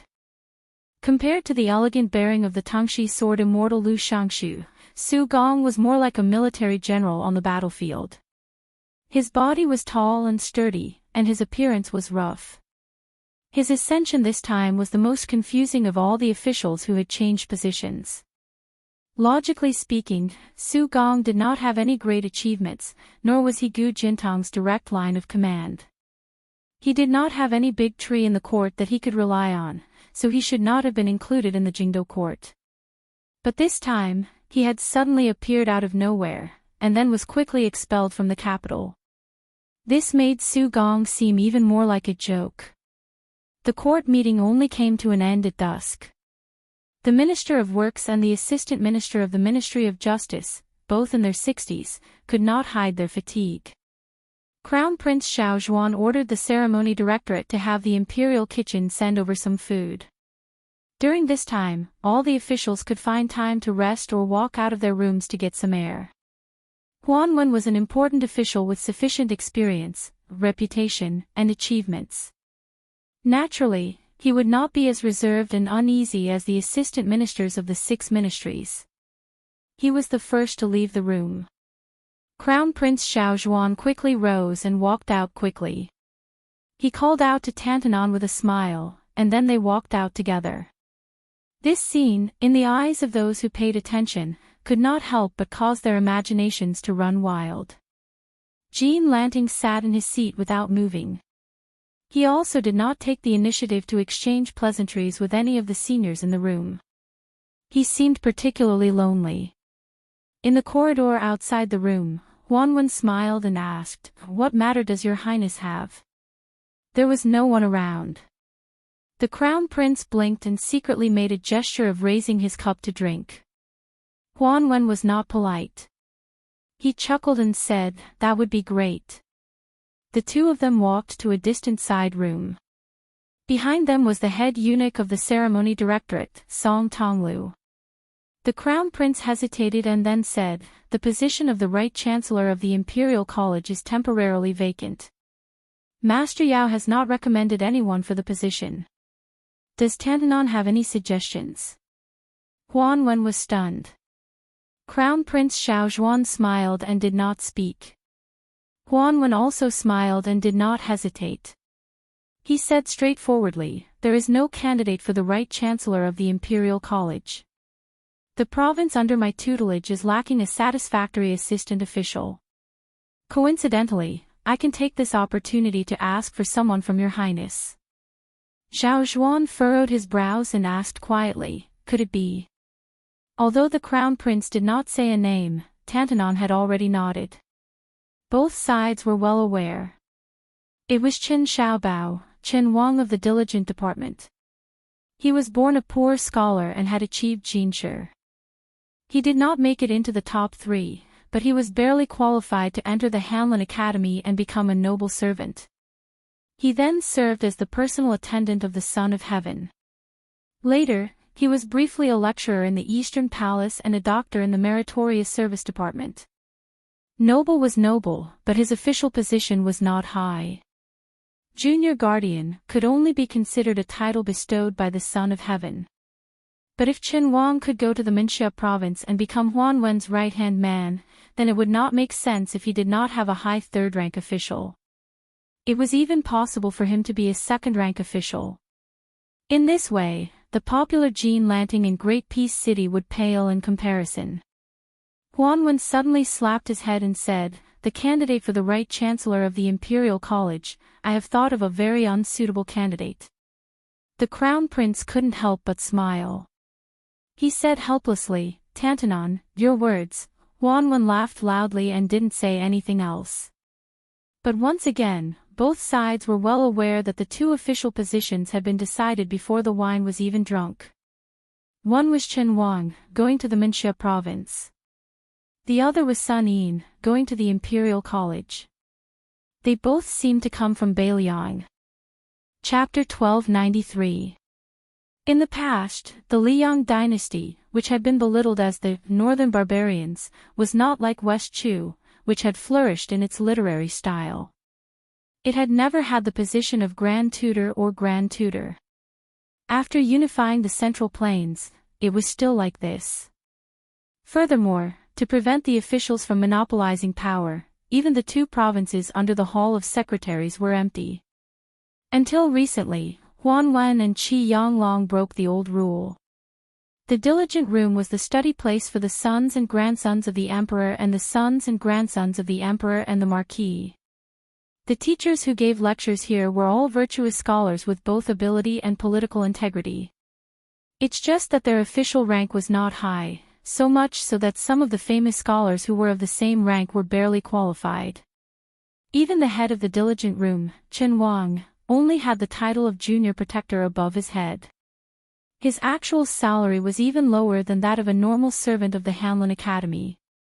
Thus, when Qin Wang appeared out of nowhere and took over the position of junior protector of the Diligent Room, Tai and City only thought that a little prime minister, second to Yin Mao Chen, had appeared. He would have to train step by step for a decade or two before he could truly enter the center of power. However, a rumbling rumor quickly spread. Not only did this person have to immediately rush to the Wuxia province to take up an important position, he might even steal food from the tiger's mouth from Yin Mao Chen, who had controlled the Hanlin Academy for decades. As if to prove this rumor that came from an unknown mansion in the capital, Tantanon and the Imperial College's left chancellor, Yao Baifeng, visited Qin Xiaobao together. It was said that they had a good chat and became friends despite the difference in age. Looking back at Third Minister Jin, compared to the previously unknown Qin Wang, although he was riding on the crest of success, he had never received such special treatment among the top officials of the dynasty. From this, it could be seen that Qin Wang's ability to raise Wang was far more natural and smooth than Jean Lanting. In a moment, Wang County Street in Tai and City was filled with nobles and relatives of the emperor. This originally inconspicuous little county manor was suddenly filled with people and carriages. The grandfather of Qin Wang's wife was not from the legitimate line of the previous emperor. He was a lowly person and his words carried little weight. However, during the Spring and Autumn War, he stood firmly behind the previous emperor and waved the flag and shouted for him. The eldest son of the first wife could inherit the title of Commandery Prince of Chai. Qin Wang's wife, as the daughter of the Commandery Prince of Chai, should have been demoted to a county princess. However, the emperor remembered the loyalty of the two generations of Chai commandery princes and made an exception and arranged for her to marry Qin Wang. Now, it was not only Qin Wang, but the commandery prince of Chai commandery prince's skills of Chai commandery prince. Qin Wang and the commandery princess had already moved out of the prince's mansion. Their new mansion was not far from each other. If his wife wanted to go back to her parents' home, it would only take the time to drink a cup of tea. At first, Prince Chai was afraid that his daughter's frequent visits would make Qin Wang unhappy. However, as time went by, he discovered that his virtuous son-in-law's breadth of mind was indeed extraordinary. Now that Qin Wang was the junior guardian and was about to enter the Wuxia province, which was gradually becoming more and more powerful, he did not have the slightest bit of arrogance that was common among the children of poor families. Because the Qin mansion was closed to visitors all year round and did not see any strangers, this was an iron rule set by Qin Wang before he became famous. Many opportunists who wanted to warm up the stove had to take a step back and go to the junior guardian's father-in-law's mansion with gifts. This made Commandery Prince Chai, who had the nickname of Cold Bench Commandery Prince, feel proud. The Commandery Prince Chai, who was slightly older, would visit his neighbors on the street with his hands behind his back. The grievances of the first half of his life were probably swept away. Great Peace City welcomed its second snowfall. Before the old snow had completely melted, new snow was piled up. The more tired and lazy families didn't even bother to sweep the snow. The elders who were familiar with the solar terms muttered that before the year was over, there might have been a snowy scene to enjoy. It was just that the winter cold was bone-chilling, making it hard for these old bones with one foot in the grave. However, other than sighing, the elders would often gather their friends around the stove and chat. The common people of the capital under the sun of heaven liked to point out the country. This was especially the case for these old fellows who had experienced 2 or even 3 dynasties of Emperor Liang. Even though they were not happy about the rising smoke of the northwest frontier fortress and the ending of the Guangling battle, they were still generally optimistic. After all, the current dynasty had gone through more than 20 years of cultivation and recuperation. Liang also had the solid foundation of the eternal Hui Spring. The old people of the capital who were accustomed to wind and rain believed that by this time next year, the world would be completely at peace. Some of the elders would even think that if they could see the scene of the current dynasty swallowing up Beimang before they lay in their coffins, then they could die without regrets.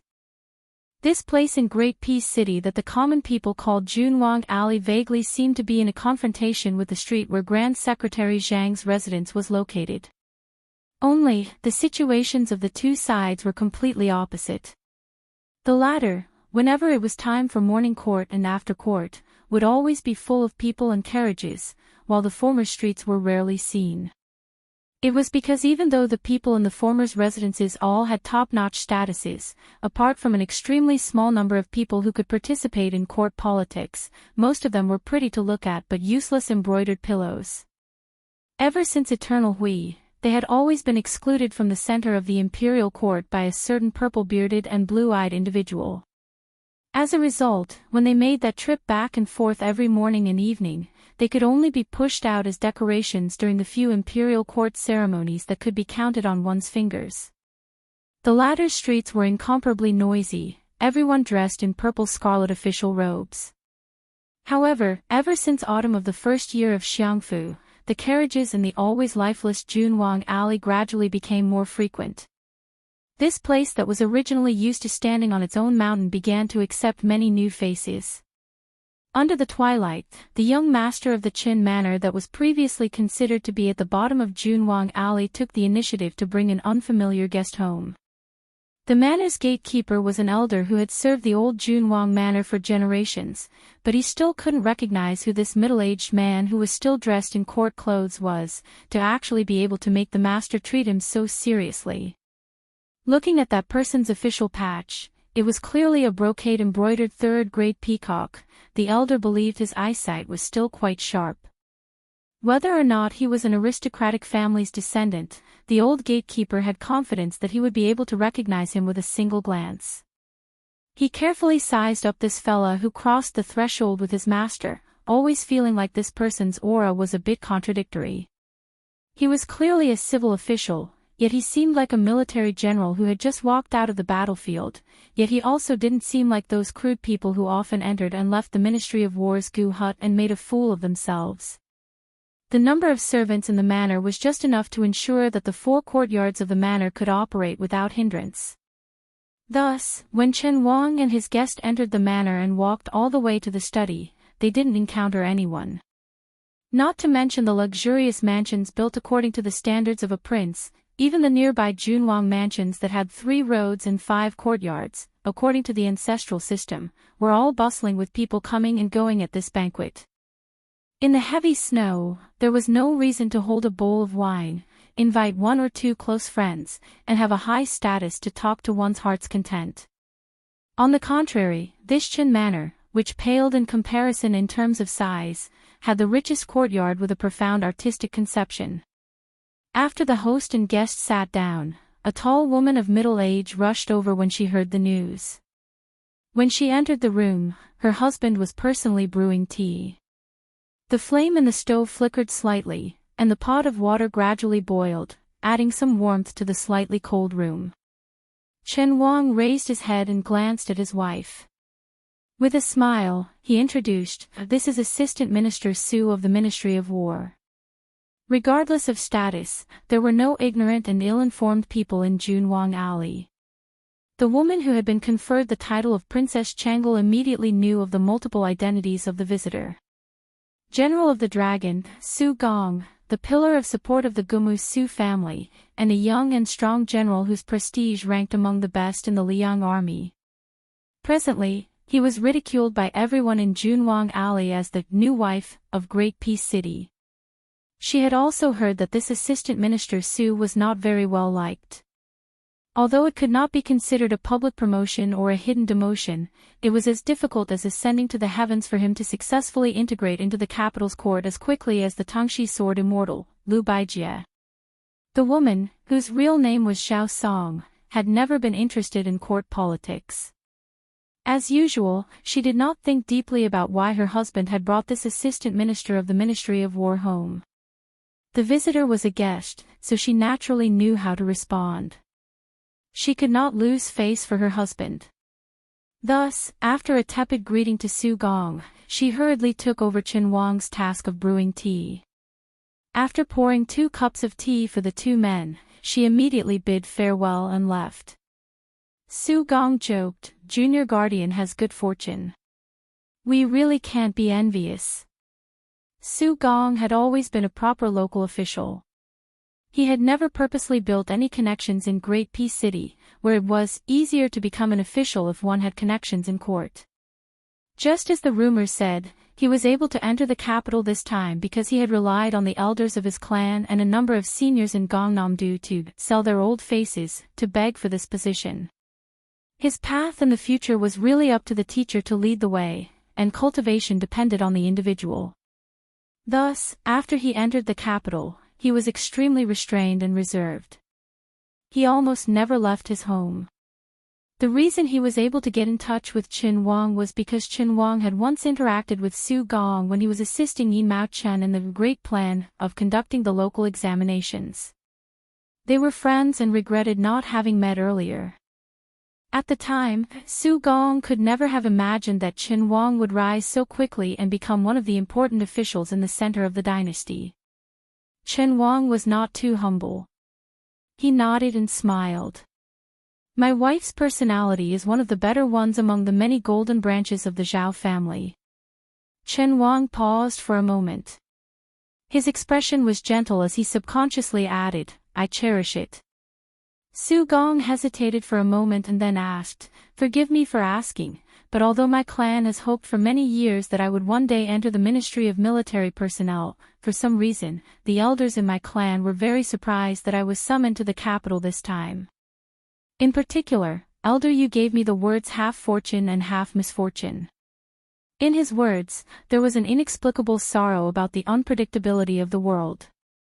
It is clear that Gongnam-do hopes that I, Su Gong, can enter the capital, but whether or not I can enter the capital is not something they can control. Junior Guardian, did anyone in the capital put in a good word for me?